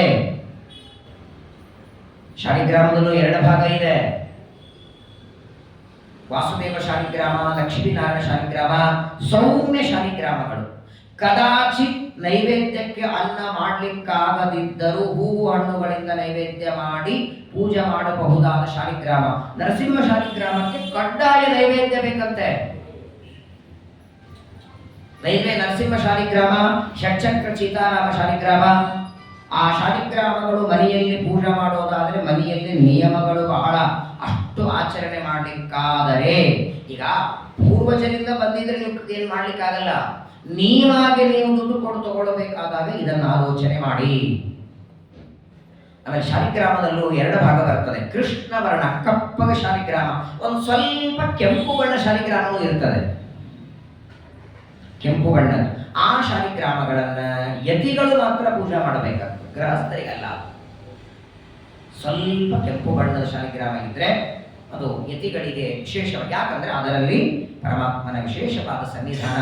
ಶಾಲಿಗ್ರಾಮ ಇದು ಸಾಕ್ಷಾತ್ ಬ್ರಹ್ಮದೇವರು ವಜ್ರಕೀಟ ಅನ್ನುವ ಹುಳವಾಗಿ ಯಾವ ಕಲ್ಲುಗಳನ್ನ ಕೊರಿತಾರೆ ಗಂಡಕಿ ನದಿಯಲ್ಲಿ, ಅದನ್ನ ಶಾಲಿಗ್ರಾಮ ಅಂತ ಕರೀತಾರೆ. ಅದರ ಪೂಜೆಯನ್ನ ಸಮಂತತ ಪಾದ್ಯ ಅರ್ಘ್ಯ ಆಚಮನೀಯಾದ್ಯೈ ಸ್ನಾನವಾಸ ವಿಭೂಷಣೈ ಗಂಧಮಾಲ್ಯಕ್ತಸರ್ಪಿಃ ಧೂಪ ದೀಪೋಪಹಾರಕೈಃ ಸಾಂಗಂ ಸಂಪೂಜ್ಯ ವಿಧಿವತ ಸ್ತವೈ ಸ್ತುತ್ವಾ ನಮೇದ್ಧರಿಂ. 2ನೇ ಶ್ಲೋಕದಲ್ಲಿ ಪೂಜೆ ಮುಗಿಸ್ಬಿಟ್ರು. ಮೊದಲು ಶಾಲಿಗ್ರಾಮವನ್ನು ಇಟ್ಟುಕೊಂಡು ಪರಮಾತ್ಮನಿಗೆ, ನೋಡಿ ಒಟ್ಟಾರೆ ನಾವು ದೇವರ ಪೂಜೆ ಮಾಡುವಾಗ 16 ಉಪಚಾರ ಅಂತೀವಿ. 16 ಉಪಚಾರ ಪೂಜಾಂ ಕರಿಷ್ಯೆ. ಉಪಚಾರಗಳು ಮನುಷ್ಯರಿಗೂ ಕೆಲವು ಇದೆ. ಈಗ ನಮ್ಮ ಮನೆಗೆ ಯಾರಾದ್ರೂ ಬಂದ್ರೆ ಕಾಲು ತೊಳೆಯಲಿಕ್ಕೆ ನೀರು ಕೊಡ್ತೀರಲ್ಲ, ಪಾದ್ಯ. ಅವ್ರ ಕೈಗೆ ನೀರು ಹಾಕ್ತಿರಲ್ಲ, ಅರ್ಘ್ಯ. ಅರ್ಘ್ಯ ಪಾದ್ಯ ಇದು ಪ್ರತಿಮೆಗೂ ಸಮಾನ, ಮನೆಗೆ ಬಂದ ಅತಿಥಿಗಳಿಗೂ ಸಮಾನ. ಅದರ ಮುಂದೆ ಆವಾಹನ, ಪ್ರತಿಮೆಗಳಲ್ಲಿ ಮಾತ್ರ ಆವಾಹನ ಎಲ್ಲಿ ಮಾಡಬೇಕು ನೋಡಿ. ಶಾಲಿಗ್ರಾಮದಲ್ಲಿ ಆವಾಹನ ಇಲ್ಲ ಅಂತೆ. ಆವಾಹನೆ ವಿಸರ್ಜನೆ ಯಾವಾಗಲೂ ಪ್ರತಿಮೆಗಳಲ್ಲಿ, ಶಾಲಿಗ್ರಾಮದಲ್ಲಿ ಯಾವಾಗಲೂ ದೇವರಿರ್ತಾನೆ. ಹಾಗಾಗಿ ಈಗ ಈ ರಾಯರ ಆರಾಧನೆಯಲ್ಲಿ ಅಲಂಕಾರಕ್ಕೆ ಬ್ರಾಹ್ಮಣರನ್ನು ಕರೆದಿರ್ತಾರೆ. ಆ 5 ಜನರಲ್ಲಿ ಅನಿರುದ್ಧಂ ಆವಾಹಯಾಮಿ, ಪ್ರದ್ಯುಮ್ನಂ ಆವಾಹಯಾಮಿ, ವಾಸುದೇವಂ ಅಂತ 5 ಜನರಲ್ಲಿ ಆವಾಹನೆ ಮಾಡ್ತಾರೆ. ಆವಾಹನೆ ಆದ ಮೇಲೆ ಅದರ ಉದ್ವಾಸನೆ ಯಾವಾಗ? ಊಟ ಆದ ಮೇಲೆ. ಯಾಕಂದ್ರೆ ಮಾರ್ಮೇಲೆ ಬೇರೆ ಮಟ್ಟಕ್ಕೆ ಹೋಗ್ತಿರ್ತಾರೆ, ಅಲ್ಲಿ ಮತ್ತವರಿಗೆ ಆವಾಹನೆ ಇದೆ. ನೀವಿಲ್ಲಿ ಉದ್ವಾಸನೆ ಮಾಡಿಲ್ಲ ಅಂದ್ರೆ ಇನ್ನೊಂದ್ಸಲ ಮಾರನೇ ದಿನ ಆವಾಹನೆ ಬರಲ್ಲ. ಹಾಗಾಗಿ ಆವಾಹನೆ ವಿಸರ್ಜನೆಗಳು ಶಾಲಿಗ್ರಾಮದಲ್ಲಿ ಇಲ್ಲ, ಪ್ರತಿಮೆಯಲ್ಲಿ. ಈಗ ನೋಡಿ, ನಿಮ್ಮ ಮನೆಯಲ್ಲಿ ಒಂದು ನರಸಿಂಹ ಅಥವಾ ಒಂದು ವೆಂಕಟರಮಣ ಪ್ರತಿಮಾ ಇದೆ ಅಂತ ಇಟ್ಕೊಳ್ಳಿ. ನಿಮ್ಮ ಮನೆಯಲ್ಲಿ ಪ್ರತಿಮಾ ಪೂಜಾ ಮಾಡ್ತಿದ್ರೆ ಆ ಪ್ರತಿಮೆಯಲ್ಲಿ ನಿಮ್ಮ ಹೃದಯದಲ್ಲಿರುವ ಬಿಂಬರೂಪ ಆವಾಹನೆ ಮಾಡ್ಬೇಕಂತೆ. ಏಹಿ ಏಹಿ ಮಮ ಹೃತ್ಪದ್ಮಸ್ಥಿತ ಬಿಂಬರೂಪಿನಂತ ಅಸ್ಮಿನ್ ಪ್ರತಿಮೆ ಆವಾಹಯಾಮಿ ಅಂತ ನಮ್ಮ ಹೃದಯದಲ್ಲಿರುವ ಬಿಂಬರೂಪವನ್ನ ನಮ್ಮ ಮನೆಯಲ್ಲಿ ಪೂಜೆ ಮಾಡ್ತಿದ್ರೆ, ಯಾರದೋ ಮನೆಗೆ ನೀವು ಪೂಜೆ ಹೋಗಿರ್ತೀರ ಅರ್ಚಕರಾಗಿ, ಬೇರೆಯವರ ಮನೆಯಲ್ಲಿ ಪೂಜೆ ಹೋದರೆ ಅವರ ಮನೆಯಲ್ಲಿರುವ ಪ್ರತಿಮೆ, ದೇವರಲ್ಲಿ ವ್ಯತ್ಯಾಸ ಇಲ್ಲ, ದೇವರೊಬ್ಬನೇ. ಆದ್ರೆ ಅವರ ಮನೆಯಲ್ಲಿ ನೀವು ಪ್ರತಿಮೆ ಪೂಜೆ ಮಾಡುವಾಗ ಅಲ್ಲಿರುವ ಪದ್ಮಸ್ಥಿತ ರೂಪ ಅಲ್ಲ, ಅಲ್ಲಿ ಸೂರ್ಯಾಂತರ್ಗತ ರೂಪದ ಆವಾಹನೆ. ಯಾರೋ ನಿಮ್ಮ ಕರೆದಿರ್ತಾರೆ, ನಾಳೆ ಮನೆಗೆ ಆಚಾರ ಪೂಜೆಗೆ ಬನ್ನಿ ಅಂತ. ಅಲ್ಲಿ ಪೂಜೆ ಮಾಡುವಾಗ ಸೂರ್ಯಾಂತರ್ಗತ ಪರಮಾತ್ಮನನ್ನು ಆವಾಹನೆ ಮಾಡಿ. ನೋಡಿ, ಮೊದಲನೇದ್ದು ಆವಾಹನ, 2ನೇದ್ದು ಆಸನ, 3ನೇದ್ದು ಅರ್ಘ್ಯ, 4ನೇದ್ದು ಪಾದ್ಯ, 5ನೇದ್ದು ಪುನರಾಚಮನ, 6ನೇದ್ದು ಪಂಚಾಮೃತ, 7ನೇದ್ದು ಶುದ್ಧೋದಕ, 8ನೇದ್ದು ಮಲಾಪಕರ್ಷಣ ಸ್ನಾನ, ಆಮೇಲೆ ಶುದ್ಧೋದಕ, ಅನಂತರ ವಸ್ತ್ರ, ಆಮೇಲೆ ಗಂಧ, ಅಕ್ಷತೆ, ತುಳಸಿ, ಹೂವ, ಧೂಪ, ದೀಪ, ನೈವೇದ್ಯ, ಮಂಗಳಾರತಿ, ಪುಷ್ಪಾರ್ಚನ, ನೃತ್ಯ, ಗೀತ, ವಾದ್ಯ, ಇಷ್ಟು ಉಪಚಾರಗಳು ಪ್ರತಿನಿತ್ಯ ನಾವು ದೇವರಿಗೆ ಮಾಡಬೇಕು. ಶಾಲಿಗ್ರಾಮಕ್ಕೆ ಅಕ್ಷತೆ ಯಾಕೆ ಹಚ್ಚಬಾರದು ಅಂದ್ರೆ ಶ್ರೀಮದಾಚಾರ್ಯ ಒಂದು ಮಾತಾಡ್ತಾರೆ, ಅಕ್ಷತೆ ವಾಸ್ತವಿಕವಾಗಿ ಅಕ್ಷತೆ ಅಲಂಕಾರಕ್ಕೆ ಹೇಳಿ. ಆಚಾರ್ಯರು ಕೃಷ್ಣಾಮೃತ ಮಹಾರಣವದಲ್ಲಿ ಅಂಗಾರ ಮಾತ್ರ ಹೇಳಿದ್ದಾರೆ. ವಿಷ್ಣೋರಂಗಾರ ಶೇಷೇಣ ಯೋಂಗಾನಿ ಪರಿಮಾರ್ಜಯೇ. ಅಕ್ಷತೆ ಹೇಳೇ ಇಲ್ಲ ಆಚಾರ್ಯರು. ವಾಸ್ತವಿಕವಾಗಿ ಅಕ್ಷತೆ ಆಚಾರ್ಯ ಹೇಳಿಲ್ಲ. ಆದರೆ ಶ್ರೀಮದಾಚಾರ್ಯರು ಅಕ್ಷತೆ ಹಚ್ಕೋತಿದ್ರು ಅಂತಿದೆ. ಶ್ರೀನಿವಾಸ ದೇವರು ಆ ವೆಂಕಟೇಶ್ ಕಲ್ಯಾಣದಲ್ಲಿ ಬರ್ತದೆ, ಪರಮಾತ್ಮ ತಾನು ಬೇಟೆಗೆ ಹೋಗುವಾಗ ಅಕ್ಷತೆ ಹಚ್ಕೊಂಡು ಹೋದ ಅಂತ ವೆಂಕಟೇಶ್ ಕಲ್ಯಾಣದಲ್ಲೂ ಬರ್ತದೆ. ಯಾಕೆಂದ್ರೆ ಅಂಗಾರಕ್ಕೆ ಪ್ರಾಧಾನ್ಯತೆ ಕೊಟ್ಟು ನೋಡಿ. ಅಕ್ಷತೆ ಏಕಾದಶಿ ಇಲ್ಲ, ಅಕ್ಷತೆ ಸೂತಕದಲ್ಲಿಲ್ಲ, ಅಂಗಾರ ಎಲ್ಲ ಕಾಲದಲ್ಲುಂಟು. ಸೂತಕದಲ್ಲೂ ಅಂಗಾರ ಇದೆ, ಏಕಾದಶಿಯಲ್ಲೂ ಅಂಗಾರ ಇದೆ. ಅದು ಕೂಡ ಪರಮಾತ್ಮನಿಗೆ ಧೂಪಾರ್ತಿ ಮಾಡಿದ ಅಂಗಾರ. ಶಾಲಿಗ್ರಾಮಗಳಿಗೆ ಯಾಕೆ ಹಚ್ಚಬಾರದು ಅಂದ್ರೆ ಸಾಮಾನ್ಯವಾಗಿ ಅಕ್ಷತೆ ಒಂದು ಮುಷ್ಟಿಯಲ್ಲಿರುವ ಪ್ರತಿಮೆಗೂ ಹಚ್ಚಬಾರದಂತೆ. ಮುಷ್ಟಿಗಿಂತಲೂ ಎತ್ತರವಾದ ಪ್ರತಿಮೆಗಳಿದ್ರೆ ಆ ಪ್ರತಿಮೆಗೆ ಅಲಂಕಾರ ಮಾಡಲಿಕ್ಕೆ ಅಕ್ಷತೆ ಹಚ್ಚಬೇಕು. ಎರಡನೇದ್ದು, ಅಕ್ಷತೆಯನ್ನ ಹಚ್ಚಿ ನೀವು ಶಾಲಿಗ್ರಾಮಕ್ಕೆ ಅಕ್ಷತೆ ಹಚ್ಚಿ ಮಾರನೇ ದಿನ ಅದನ್ನ ಡಬ್ಬಿಯಲ್ಲೋ ಸಂಪುಷ್ಟದಲ್ಲೋ ಇಡ್ತೀರಿ. ಅದನ್ನ ಮಾರನೇ ದಿನ ಆ ಅಕ್ಷತೆಗೆ ಭಿನ್ನ ಆಗೋ ಪ್ರಸಂಗನೂ ಇರ್ತದೆ. ಕೆಲವು ಹೂಗಳ ವಾಸನೆಯಿಂದ ಶಾಲಿಗ್ರಾಮ ಒಡೆದು ಹೋಗಿ ಬಿಡುತ್ತವೆ. ಹಾಗಾಗಿ ಮೊದಲನೇದು ಪ್ರಾತಃ ಕಾಲದಲ್ಲಿ ಎದ್ದಾಕ್ಷಣ ವಿಸರ್ಜನೆ, ನಿರ್ಮಾಲ್ಯ ವಿಸರ್ಜನೆ ಆಗಬೇಕು ಶುದ್ಧವಾಗಿ. ಹಾಗಾಗಿ ನಮ್ಮಲ್ಲಿ ಏರಿಸೋದು ಅಂತ ಪದ್ಧತಿ. ಗಂಧನೂ ಕೂಡ ಹಚ್ಚೋದಿಲ್ಲ. ಗಂಧನೂ ಕೂಡ ಚೆನ್ನಾಗಿ ಗಂಧ ತೆಗೆದು ಗಟ್ಟಿ ಮಾಡಿ ಆ ಗಟ್ಟಿಯಾದ ಗಂಧವನ್ನು ಉರುಳಿ ಮಾಡಿ ಏರಿಸೋದು. ಅದು ಗಟ್ಟಿ ಮಾಡೋದು ವಸ್ತ್ರದಿಂದಲ್ಲ, ಅದು ಸಾಣೆ ಕಲ್ಲ ಮೇಲೆ ತೆಗೆದೇ ಗಟ್ಟಿಯಾಗಿರ್ಬೇಕು. ಸಾಣೆ ಕಲ್ಲ ಮೇಲೆ ತೆಗೆದೇ ಗಟ್ಟಿಯಾಗಿರ್ಬೇಕು. ಒಂದ್ ಸ್ವಲ್ಪ ಹಿಂಗ್ ತೆಗೆದು ಅದನ್ನ ತೆಗೆದು ನಮ್ಮ ಕರಿಕರಿ ಪಂಜಾನ ಹಿಟ್ಟಿ ವಸ್ತ್ರದಲ್ಲಿ ಮಾಡಬಾರದು. ವಸ್ತ್ರದಿಂದ ಅದರ ನೀರು ಹೋಗಿಬಿಟ್ರೆ ಆ ಗಂಧ ಏರಿಸ್ಲಿಕ್ಕೆ ಬರೋದಿಲ್ಲ. ನಾವು ಶಾಲೆ ಅದರ ಮೇಲೆನೆ ಒಂದ್ ಸ್ವಲ್ಪ ನೀರು ಹಾಕೊಂಡು ಗಂಧ ತೆಗಿತೀರಿ, ಅದು ಸ್ವಲ್ಪ ಇನ್ನೊಂದೆರಡು ತೆಗೆದು ಸ್ವಲ್ಪ ಗಟ್ಟಿ ಆಗುತ್ತೆ, ಇನ್ನೊಂದು ಗಟ್ಟಿ ಆಗುತ್ತೆ. ಅಲ್ಲೇ ತಿಕ್ಕಿ ಗಟ್ಟಿಯಾಗಿ ಅಲ್ಲೇ ಉರುಳಿ ಆಗಬೇಕು. ಮನೆಯಲ್ಲಿ ಇರೋದೇ ನೀವು ಒಬ್ಬರಿಗೆ ಹಚ್ಕೊಳ್ಳಿಕ್ಕೆ ಎಷ್ಟು ಬೇಕು. ಹಾಗಾಗಿ ಇನ್ನೊಂದು ಮಾತು, ದೇವರಿಗೆ ಅಭಿಷೇಕ ಮಾಡಬೇಕಾದರೆ ಯಾವಾಗಲೂ ನೋಡಿ ಕಲಶವನ್ನ ಮೇಲೆ ಹಿಡಿಬಾರದು. ಅಭಿಷೇಕ ಮಾಡುವ ಕಲಶ ಕೆಳಗೆ. ಯಾಕೆಂದ್ರೆ ಅಭಿಷೇಕ ಮಾಡುವ ಕಲಶದಲ್ಲಿ ನಿಮ್ಮ ಕೈಯ ನೆರಳು ಬಿದ್ರು ಆ ನೀರು ಪಾಪಿಷ್ಠ ನೀರಾಯಿತಂತೆ.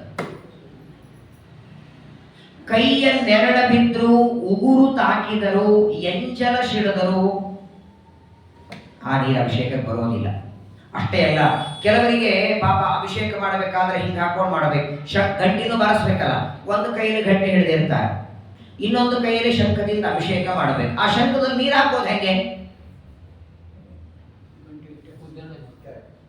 ಶಂಖನೇ ಎನ್ನುತ್ತಾರೆ ಆಚಾರ್ಯರಂತಾರೆ, ಶಂಖದ ಬೆನ್ನು ತಾಕಿದ ನೀರು ಮಹಾ ಪಾಪಿಷ್ಟ ನೀರು, ಅಂಧಂತಮಸ್ ನರಕಾಗತ್ತಂತೆ ಆ ನೀರಿನ ಅಭಿಷೇಕ ಮಾಡಿದರೆ. ಎಂದಿಗೂ ಶಂಖನೇ ಎದ್ದಿ ಅಭಿಷೇಕ ಮಾಡಬಾರದು, ಹಾಕೋಬೇಕು. ನಿಮ್ ಗಟ್ಟಿ ಬಾರಿಸೋದಿದೆಯಲ್ಲ, ಶಂಖವನ್ನ ಇಡಿ. ಆ ಶಂಖವನ್ನ ಇಡೋದಕ್ಕೆ ಕೆಳಗೊಂದು ಇರುತ್ತೆ ನೋಡಿ, ಅದು ಭಾರತೀ ದೇವಿ. ಅದರಲ್ಲಿ ಭಾರತೀ ದೇವಿ ಇರ್ತಾಳೆ. ಭಾರತೀ ದೇವಿ ಲಕ್ಷ್ಮೀ ದೇವಿಗೆ ಆಸನ ರೂಪದಲ್ಲಿ ಬಂದಿದ್ದಾಳೆ ಅನ್ನುವ ಚಿಂತನ ಮಾಡ್ತಾ ಶಂಖದಲ್ಲಿ ಇಟ್ಟು ಅನಂತರದಲ್ಲಿ ಅಭಿಷೇಕ. ಎಂದಿಗೂ ಕೆಲವು ತಪ್ಪು ನಮ್ಮಿಂದ ನಡೀತಿರ್ತವೆ. ಈ ಶಂಖವನ್ನೇ ಎದ್ದಿ ಅಭಿಷೇಕ. ಕೆಲವರು ಪಾಪ ಆಚಮನ ಮಾಡಿದ್ರೆ ಡೈರೆಕ್ಟ್ ತೀರ್ಸ್ಕೊಂಡಿದ್ದ ಬಾಯಿಗೆ ಹಾಕೋತಾರೆ.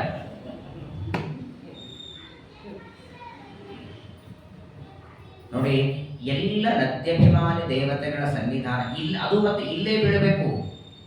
ಉದ್ಧರಣೆಯಿಂದ ನೀರು ಇಲ್ಲಿ ಬೀಳಬೇಕು. ಇಲ್ಲಿಂದಲೂ ಈ ದ್ವಾರ ನಿಮ್ಮ ಬಾಯಿಗೆ ಹೋಗ್ಬೇಕು, ಹಿಂಗೆ ಬರಬೇಕು. ಹಿಂಗು ಕುಡಿಯುವಂಗಿಲ್ಲ, ಹಿಂಗು ತಗೊಳ್ಳುವಂಗಿಲ್ಲ. ತೀರ್ಥನೇ ಇರ್ಲಿ, ಆಚಮನ ಇರ್ಲಿ, ಹಿಂಗ್ ತಗೊಳ್ಳಿಗೂ ಬರಲ್ಲ, ಹಿಂಗ್ ಬರಬಾರದು. ಇಲ್ಲಿ ಬಿದ್ರೆ, ಯಾಕಂದ್ರೆ ನಮ್ಮಲ್ಲಿ ದೇವತೀರ್ಥ, ಋಷಿ ತೀರ್ಥ, ಪಿತೃತೀರ್ಥ ಮೂರು ಇದೆ.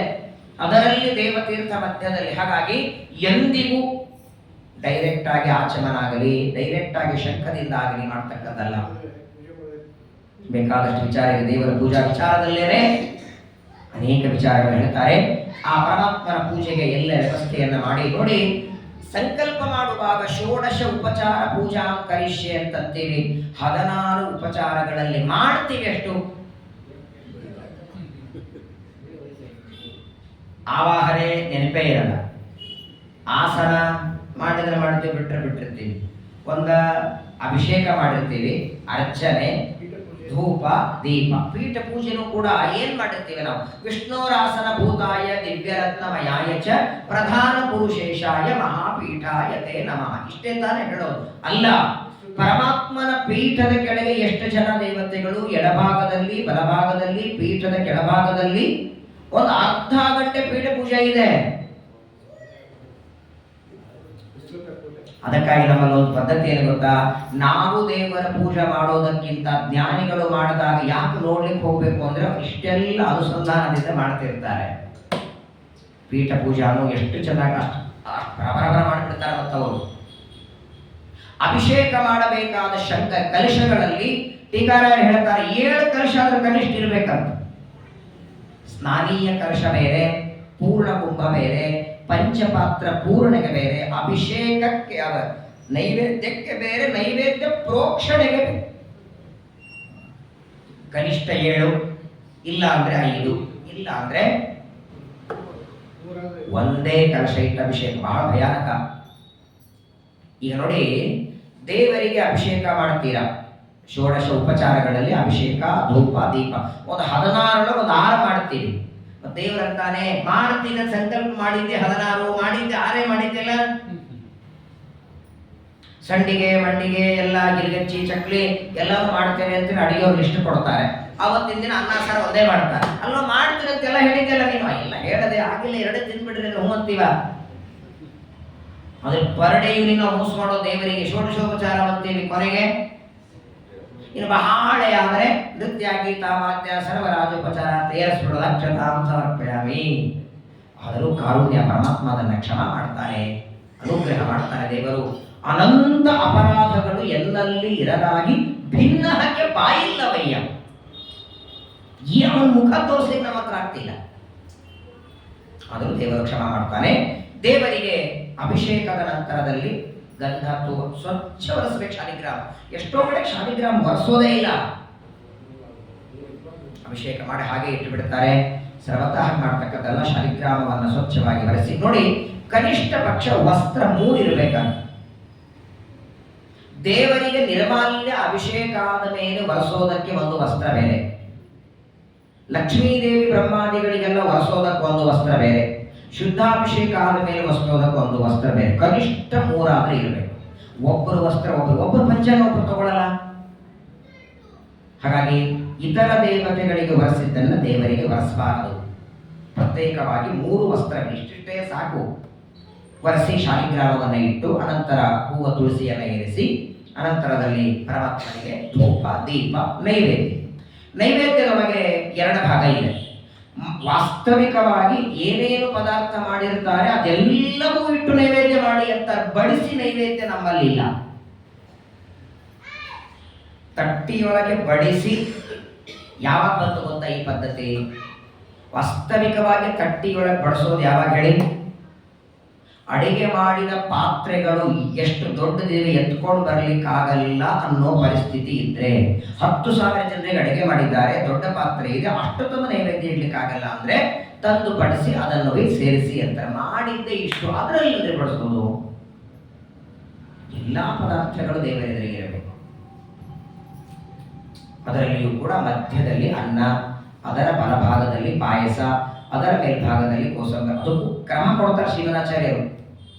ಯಾವ ಕ್ರಮದಲ್ಲಿ ಯಾವ ಸ್ಥಾನದಲ್ಲಿ ಏನಿಡಬೇಕು. ದೇವರಿಗೆ ಎದುರಾಗಿ ನಾವಲ್ಲ, ದೇವರಿಗೆ ಎದುರಾಗಿ. ನಾವು ಎಲೆ ಹಾಕೊಂಡಾಗ ಹೇಗೆ ಬಲಭಾಗದಲ್ಲಿ ಪಾಯಸ ಇರುತ್ತಲ್ಲ, ಹಾಗೆ ದೇವರ ಬಲಭಾಗದಲ್ಲಿ ಪಾಯಸ, ಅದರ ಮಧ್ಯದಲ್ಲಿ ಅನ್ನ, ಹೀಗೆ ಪದಾರ್ಥಗಳೆಲ್ಲ ಇಟ್ಟು ನೈವೇದ್ಯ ಅಂದ್ರೆ ಏನು?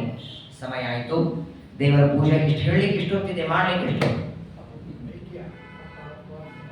ನೈವೇದ್ಯ ಅಂದರೆ ಅತೀ ಸರಳವಾಗಿ ಹೇಳೋದಾದರೆ ಯಾವ ಪ್ರತಿಮೆಯಲ್ಲಿ ಪರಮಾತ್ಮನ ರೂಪ ಉಂಟೋ ಪ್ರತಿಮೆಯಲ್ಲಿರುವ ದೇವರು, ಅರ್ಚನೆ ಮಾಡುವ ಅರ್ಚಕನಲ್ಲಿರುವ ದೇವರು, ಆಹಾರ ಪದಾರ್ಥದಲ್ಲಿದ್ದ ದೇವರು, ಇದು ಮೂರೂ ಕಡೆಗಿರುವ ದೇವರು ಒಬ್ಬನೇ ಅನ್ನುವ ಐಕ್ಯ ಚಿಂತನವೇ ನೈವೇದ್ಯ. ಒಂದು ದಿನಾದರೂ ಆಹಾರ ಪದಾರ್ಥಗಳಲ್ಲಿ ಭಗವಂತನ ರೂಪ ಯಾವುದರಲ್ಲಿ ಯಾವ ರೂಪ ಇದೆ ಅಂತ ಗೊತ್ತಾಯ್ತಾ? ಅನ್ನದಲ್ಲಿ ಯಾರಿದ್ದಾರೆ? ಅನ್ನಾಭಿಮಾನಿ ಚಂದ್ರಸ್ತು ವಿಚಿತ್ಯ ಕೇಶವಪ್ಪರಃ. ಜಗನ್ನಾಥದಾಸರು ವಾಸುದೇವ ಅನ್ನೋದು ಅದು ಕಾಮನ್ ಆಗಿ ಹೇಳಿದ್ರು. ಕೇಶವ ರೂಪದಿಂದ ಪರಮಾತ್ಮ ಅನ್ನದಲ್ಲಿ. ಭಾರತೀ ಪರಮಾನ್ನಸ್ತು, ಪಾಯಸದಲ್ಲಿ ಭಾರತೀ ದೇವಿ, ತುಪ್ಪದಲ್ಲಿ ಲಕ್ಷ್ಮೀ ದೇವಿ. ಒಂದು ಊರಲ್ಲಿ ನಾನು ಪ್ರವಚನಕ್ಕೆ ಹೋಗಿದ್ದೆ. ಒಂದು ಸಣ್ಣ ಹುಡುಗ, ಬಹಳ ಆದ್ರೆ 3 ವರ್ಷ. ಆ ಹುಡುಗನಿಗೆ ಅವರ ಅಜ್ಜ ಎಲ್ಲ ಬೈಪಾಟ್ ಮಾಡಿಸಿದ್ರು. ಆಹಾರ ಪದಾರ್ಥಗಳಲ್ಲಿದ್ದ ಭಗವದ್ ರೂಪ ಏನು ಹೇಳ್ತಿದ್ದ ಅಂದ್ರೆ, ಶುರು ಮಾಡು ಅಂದ್ರೆ ಕೋಸಂಬರಿಯಲ್ಲಿ ಹೆಸರುಬೇಳೆ ಕೋಸಂಬರಿಯಲ್ಲಿ ಯಾವ ರೂಪ, ಕಡ್ಲಿಬೇಳೆ ಕೋಸಂಬರಿಯಲ್ಲಿ ಯಾವ ರೂಪ, ಚಟ್ನಿಯಲ್ಲಿ ಯಾವುದು, ಪಲ್ಯದಲ್ಲಿ ಯಾವುದು, ಮಂಡಿಗೆಯಲ್ಲಿ ಸಂಡಿಗೆ, ಏನ್ ಪಡ ಪಡ ಪಡ ಪಡ ಹೇಳ್ಬೇಕು. ಆಚಾರ್ಯರು ತಂತ್ರಸಾರದಲ್ಲಿ ಹೇಳಿದ್ದು ಅಷ್ಟೇ ಅಲ್ಲ, ಆ ಹುಡುಗ ಊಟಕ್ಕೆ ಕೂತ್ರೆ ತಪ್ಪಿ ಅನ್ನ ಬಡಿಸುವಲ್ಲ, ಅಮ್ಮ ಕೇಶವ ಹಾಕುವಂತದೆ. ಪಾಯಸ ಬೇಕಾದ್ರೆ ಭಾರತೀಯ ಹಾಕುವಂತದೆ. ಪ್ರಾಯ ಸಂಸ್ಕಾರ ಕೊಟ್ಟಂಗಿರ್ತದೆ ಬಿಡಿ. ಮನೆಯೊಳಗೆ ಆಹಾರ ಪದಾರ್ಥಗಳಲ್ಲಿ ಭಗವದ್ ರೂಪಗಳನ್ನ ಹೇಳ್ತಾ, ಬರೇ ಭಗವದ್ ರೂಪ ಅಲ್ಲ, ಎಷ್ಟು ರೂಪದಿಂದ ಜಗನ್ನಾಥದಾಸ ಹೇಳ್ತಾರಲ್ಲ, ಯಾವ ಪದಾರ್ಥದಲ್ಲಿ ಎಷ್ಟು ರೂಪದಿಂದ ದೇವರಿದ್ದಾನೆ ಅದನ್ನು ಹೇಳ್ತಿದ್ದ ಹುಡುಗ. ಇಲ್ಲಿದ್ದಾರ ಅವನು. ಕನಿಷ್ಠ ಪಕ್ಷ ನೈವೇದ್ಯ ಕಾಲದಲ್ಲಿ ಚಿಂತನೆ ಮಾಡಿ. ದೇವರ ಯಾವಾಗಲೂ ಒಂದು ಮಾತು ನೋಡಿ, ದೇವರ ನೈವೇದ್ಯ ಮಾಡುವಾಗ ತೀರ್ಥ ಹಾಕಬಾರದು. ದೇವರ ನೈವೇದ್ಯ ಕಾಲದಲ್ಲಿ ತೀರ್ಥ ಅಲ್ಲ. ದೇವರ ನೈವೇದ್ಯದ ನಂತರದಲ್ಲಿ ಮತ್ತೊಮ್ಮೆ ಮಂಗಳಾರತಿ ಮಾಡ್ತೇವೆ. ಮಂಗಳಾರತಿ ಆದ ಮೇಲೆ ರಮಾ ನೈವೇದ್ಯ ಅಂತ ಒಂದಿದೆ. ನಮ್ಮ ಕಡೆಗೆಲ್ಲ, ಬೆಂಗಳೂರಲ್ಲಿ ಎಷ್ಟಿಲ್ಲ, ಗುಲ್ಬರ್ಗ ಆ ಕಡೆ ಎಲ್ಲ ರಮಾ ನೈವೇದ್ಯ ಬಡಿಸ್ರಿ, ರಮಾ ನೈವೇದ್ಯ ಬಡಿಸ್ರಿ ಅಂತ. ಬಡಿಸೋದು ರಮಾ ನೈವೇದ್ಯ ಅಲ್ಲ. ವಾಸ್ತವಿಕವಾಗಿ ತಟ್ಟೆಯಲ್ಲಿ 3 ಕಡೆ ಅನ್ನ ತೆಗಿತೇವೆ. ಎಷ್ಟೋ ಜನರಿಗೆ ಗೊತ್ತೂ ಇರಂಗಿಲ್ಲ. ತೆಗಿದೆ ಅಂದ್ರೆ ಪಾಪ ತಟ್ಟೆ ತುಂಬ ತೆಗೆದು ಬಿಟ್ಟಿರ್ತಾರೆ. ದೇವರ ನೈವೇದ್ಯದ ನಂತರದಲ್ಲಿ ರಮಾ ನೈವೇದ್ಯಕ್ಕಿಂತಲೂ ಮೊದಲು ತಟ್ಟೆಯಲ್ಲಿ 3 ಭಾಗ ಅನ್ನ. ಒಂದು ಬ್ರಹ್ಮದೇವರ ಮಾನಸ ಪುತ್ರರಾದ ಸನಕಾದಿಗಳಿಗೆ ನೈವೇದ್ಯ ಇದೆ, ಸನಕ ಸನಂದನ ಸನಾತನ ಸನತ್ ಕುಮಾರರಿಗೆ. ಇನ್ನೊಂದು ಗರುಡ ಶೇಷರುದ್ರರಿಗೆ. ಇನ್ನೊಂದು ಭಾಗ ವೈಶ್ವದೇವರು. ವೈಶ್ವದೇವಕ್ಕೆ ತೆಗೆಯುವ ಅನ್ನ ಲಕ್ಷ್ಮೀದೇವಿಯ ನೈವೇದ್ಯಕ್ಕಿಂತ ಮೊದಲು ತೆಗಿಬೇಕು. ದೇವರ ನೈವೇದ್ಯ ಆಗಿರಬೇಕು. ಲಕ್ಷ್ಮೀ ನೈವೇದ್ಯಕ್ಕಿಂತ ಮೊದಲು ರಮಾ ನೈವೇದ್ಯಕ್ಕೆ ಅನ್ನ ತೆಗೆದು. ಯಾಕೆಂದ್ರೆ ಆ ಅನ್ನ ತೆಗೆದ ಮೇಲೆ ನೀವು ಆಹಾರ ಪದಾರ್ಥಗಳಲ್ಲಿ ತೀರ್ಥ ಹಾಕ್ತೀರಿ. ಈಗ ನೋಡಿ, ನೀವು ದೇವರ ಪೂಜೆ ಮಾಡುವಾಗ ದೇವರ ನೈವೇದ್ಯ ಆದ ಮೇಲೆ, ಮಂಗಳಾರತಿ ಆದ ಮೇಲೆ ದೇವರಿಗೆ ಶಂಖ ಭ್ರಮಣ ಮಾಡ್ತಾರೆ ನೋಡಿ. ಮಾಡ್ತಾರೋ ಇಲ್ಲ? ಹೆಂಗ್ ಮಾಡೋದು ಹೇಳಿದನ? ಪಾದಾದಿ ಮುಕುಟ ಪರ್ಯಂತ. ಮೊದಲು ಪಾದದಿಂದ ಆರಂಭ ಮಾಡಿ ಮುಕುಟ ಪರ್ಯಂತ ಒಂದು ಭಾಗ. ಎರಡನೇದ್ದು ನಾಭ್ಯಾದಿ ಮುಕುಟ ಪರ್ಯಂತ. ಮೂರನೇದ್ದು ಹೃದಯಾದಿ ಮುಕುಟ ಪರ್ಯಂತ. ಕಾಲಿನಿಂದ ತಲೆ, ನಾಭಿಯಿಂದ ತಲೆ, ಹೃದಯದಿಂದ ತಲೆ. ಆ ನೀರೇನಿದೆಯೋ ದೇವರಿಗೆ ಶಂಖ ಭ್ರಮಣ ಮಾಡಿದ್ದು, ಅದನ್ನ ಒಂದು ಬಟ್ಲದಲ್ಲಿ ಹಾಕಿ ತೀರ್ಥ ತಗೊಳ್ಳೋದಕ್ಕೆ ಮೊದಲು ಅದು ಪ್ರೋಕ್ಷಣೆ. ತೀರ್ಥನೇ ಪ್ರೋಕ್ಷಣೆ ಅಲ್ಲ. ಎಷ್ಟೋ ಕಡೆಗೆ ತೀರ್ಥ ಕೊಟ್ಟರೆ ನೀವು ಹಾಕೊಳ್ತಾರೆ, ಆಮೇಲೆ ತೀರ್ಥ ಪ್ರೋಕ್ಷಣೆ ಅಲ್ಲ. ದೇವರಿಗೆ ಮಾಡಿದ ಶಂಖ ಭ್ರಮಣದ ನೀರು ಅದು ಪ್ರೋಕ್ಷಣೆಗಿರೋದು. ಅಕಸ್ಮಾತ್ ಆಗಿ ಆ ಶಂಖ ಭ್ರಮಣದ ನೀರು ಇರಲಿಲ್ಲ ಅಂದ್ರೆ ಡೈರೆಕ್ಟ್ ಆಗಿ ತೀರ್ಥ ತಗೊಳ್ಳಿ. ನಾನೇ ಎಷ್ಟೋ ಕಡೆ ತೀರ್ಥ ಕೊಡ್ಬೇಕಾದ್ರೆ ಹೇಳ್ತೇನೆ, ಇದು ಶಂಖ ಭ್ರಮಣ ನೀರಲ್ಲ, ಇದು ತೀರ್ಥನೇ ಇದೆ. ಆದ್ರೂ ಒಂದ್ಸಲ ಕೊಟ್ಟದ್ದನ್ನ ಅದು ಪ್ರೋಕ್ಷಣೆ ಮಾಡ್ಕೊಳ್ಳೋ, ಈಗ ವರ್ಷಕೊಂಡ್ಬಿಡುತ್ತೆ. ಪ್ರೋಕ್ಷಣದಾಗ ಒಟ್ಟಿಗೆ ಅದಕ್ಕೆ ಕೈ ತೊಳ್ಕೊಂಡಂಗೆ ಅದು ಹಾಗೆಲ್ಲ ಆಗ್ಬಾರ್ದು. ಈಗ ಇನ್ನೊಂದು ಮಾತು, ಸಣ್ಣ ವಿಚಾರ. ಈಗ ದೇವರ ನೈವೇದ್ಯ ಆದ ಮೇಲೆ ನೀವು ದೇವತೆಗಳಿಗೆಲ್ಲ ತೀರ್ಥ ಕೊಡಬೇಕು. ಲಕ್ಷ್ಮೀ ದೇವಿಗೆ ತೀರ್ಥ ಕೊಡ್ತೀರಿ, ವಾಯುದೇವರಿಗೆ ತೀರ್ಥ ಕೊಡ್ತೀರಿ, ಆನಂತರ ಗರುಡಶೇಷರಿಗೆ ತೀರ್ಥ ಕೊಡ್ತೀರಿ. ಎಲ್ಲರಿಗೆ ತೀರ್ಥ ಗಂಧಾಕ್ಷತೆ ಕೊಟ್ಟಾದ ಮೇಲೆ ರಮಾ ನೈವೇದ್ಯ ಮಾಡಬೇಕು. ಅಡಿಗೆಯಲ್ಲಿ ತೀರ್ಥ ಹಾಕ್ಬೇಕು. ಯಾವ ತೀರ್ಥ ಹಾಕ್ತೀರಿ? ಆ ದೇವರ ತೀರ್ಥವನ್ನು ನೀವು ಹಾಕಿದರೆ ಆ ನೈವೇದ್ಯ ರಮಾ ನೈವೇದ್ಯ ಮಾಡ್ಲಿಕ್ಕೆ ಬರೋದಿಲ್ಲ.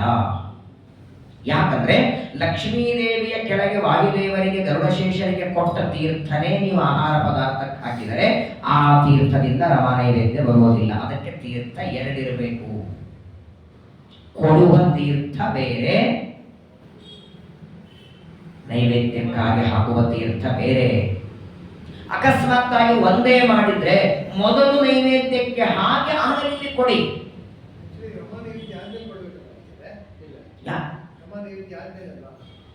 ತೀರ್ಥ ತಗೊಂಡು ಊಟ ಮಾಡ್ತಾರೆ, ಊಟ ತೀರ್ಥ ಹೋದಿರೋ